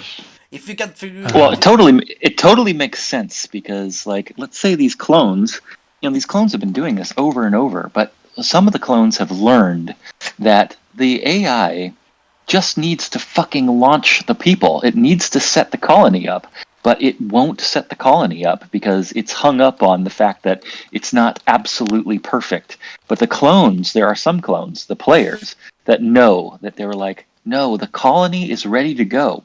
You've been stuck in this like perpetual loop. And what they're trying to do is break the loop and send the people, all the habitants, down to the planet to colonize and start afresh. Mm-hmm. Yes, for in order to fix the failings of machine, man must first fix himself. Well, the cool thing is that that you show that the clones, they have humanity in them as well. Like the clones, they want this nightmare to end. Even though they may seem totally brainless, in the end, they're not brainless. They are the players. And they are like, we need to stop this nightmare. And all we need to do is hijack the AI and launch the people down to the planet so that they can start to live again. Ooh, I think I have an idea. So, have you guys seen the movie with The World's End? Is that the one with Simon Pegg? Yeah.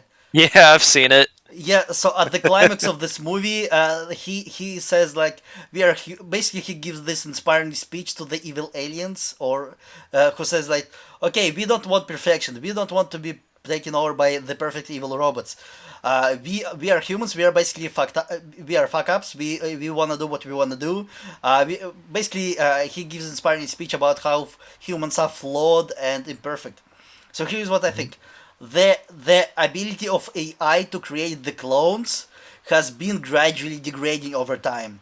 So the previous clones were just as perfectionist as the AI.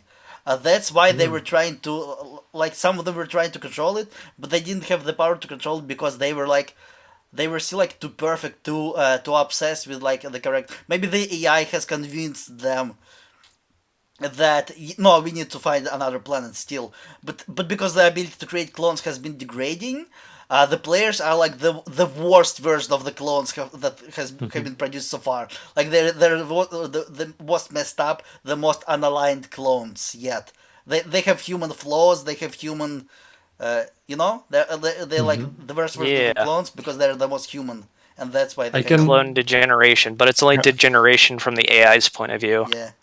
Can I give it another iteration, which is the AI wants to optimize, right? Like that's it's a very like artificial mathematical precision, right? And if it continues like this, it will never basically launch these humans to the repaired Earth or whatever. But the only mechanism to get it out of the loop of the infinite while loop is to have a human make the decision, and um, and then these clones are trying to put up this revolt all, like for generations and generations, until there is one generation which proves to be more humane, like less of a machine and more of a human. And perhaps by making those choices along the game, they prove to be more human. And in the end, the AI, like in this battle to take control over the AI once they are connected and all that, the AI will yield and say, okay, you prove that you are human enough Oh my to god, this is override genius. me, This is overrule genius. I me. love this. It is. It's great. Yeah, prove to That like the that's climax is that you are a clone who is trying to prove to AI that you are a human. That's More perfect. yep. human. Yes, it's fucking perfect. It's beautiful. Like, especially because like now when you're face to face with the alien mind or the AI mind, it asks you questions. You know, like essentially, remember how when we log into websites and it's like, prove to me you're not a robot. You know, and this is Captcha. and this mind is like, prove to me that you're Complete the human. captcha. Prove to me Right, that right. you're I mean, I would say it's like that, but the whole game, like the whole session, was a test. Like since they woke up to the moment they asked the AI to please do whatever. Like basically, it's not a. What I wanted to say is that I think it's beautiful that it's not when they encounter the AI then the AI shows them a captcha, but it kind of like evaluates all their decisions during the Yep. whole hour or whatever. So going back to we talked about 1999, 2001, and 2010. How that begins is that there's an obelisk that it has a signal that's coming from inside. It's a radio signal, but they can't open it, and they can't crack it open. There's nothing on Earth that will open this piece of rock. It doesn't matter what they hit it with. They shoot it with missiles. Nothing happens to it. They get so curious about what's inside that they finally nuke it. They hit atomic bomb and they bomb it. And that's the thing that starts the whole thing. It's like, if you were ever smart enough to bomb the thing to open it, that means you're smart enough to or you've reached a technology level where you can destroy yourself. It's a level of society and that's what was the test. That's how all 2001 and 2010 starts. Is that man developed atomic weapons, and now they can destroy themselves. And so our story could be the same thing, which is the AI is running you through these things, and it's fighting you until you eventually you prove to the AI you're human. Even though you're a clone, you've got the aberrations to be human, and that's enough to for the computer to be overrode and finally unload its delivery of these humans and seed a planet. Okay. Yeah. Okay, I won't add anything else then. It's too much. Yeah, This that's a bit heady. No, it's great. I just wanted to give another twist, but it's enough, I think. Yeah, I think we're hitting a wall here. We're yeah. out there, but we're still hitting a wall. Yeah, guys, I'm gonna say that at this point, honestly, personally, I'm very happy at this point. Like, once we have realized that we are trying to get the humans into the planet, and once we have realized that the climax is that we are defending against from the other clones while we are trying to prove to the AI that we are human, like just from like a social interaction, trying to speak to it and trying to give it a speech. Personally, I feel like it's perfect. The adventure totally falls into place in my hand. So in my head. So at this point, I would be happy to call it a day. So unless you guys wanted to, like, want to develop something more, have more ideas, At this point, I would call it like a successful session and like an excellent Yeah. story. We can. I just have some organizational questions. So how you mentioned that you may have recorded this, or how Oh, does it work? yeah. I mentioned in the brainstorming session and in session announcements that yeah. So like these are screencasted. If you guys are okay with me uploading it to YouTube, that would be awesome. If not, just tell me and I'll just delete the video. So you know. All right.